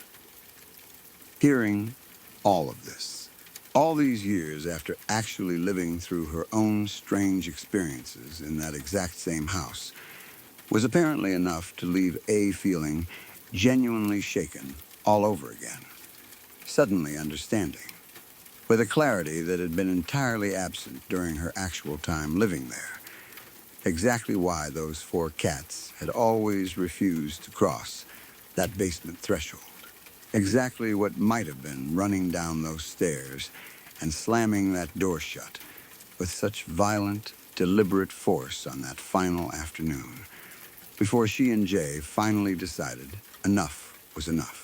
She told me that she had to excuse herself from the conversation with her coworker for a few minutes afterward, needing a moment alone to process the sheer weight of everything suddenly clicking into place. Every small, strange detail from those months living in that house finally making a horrible kind of sense in retrospect.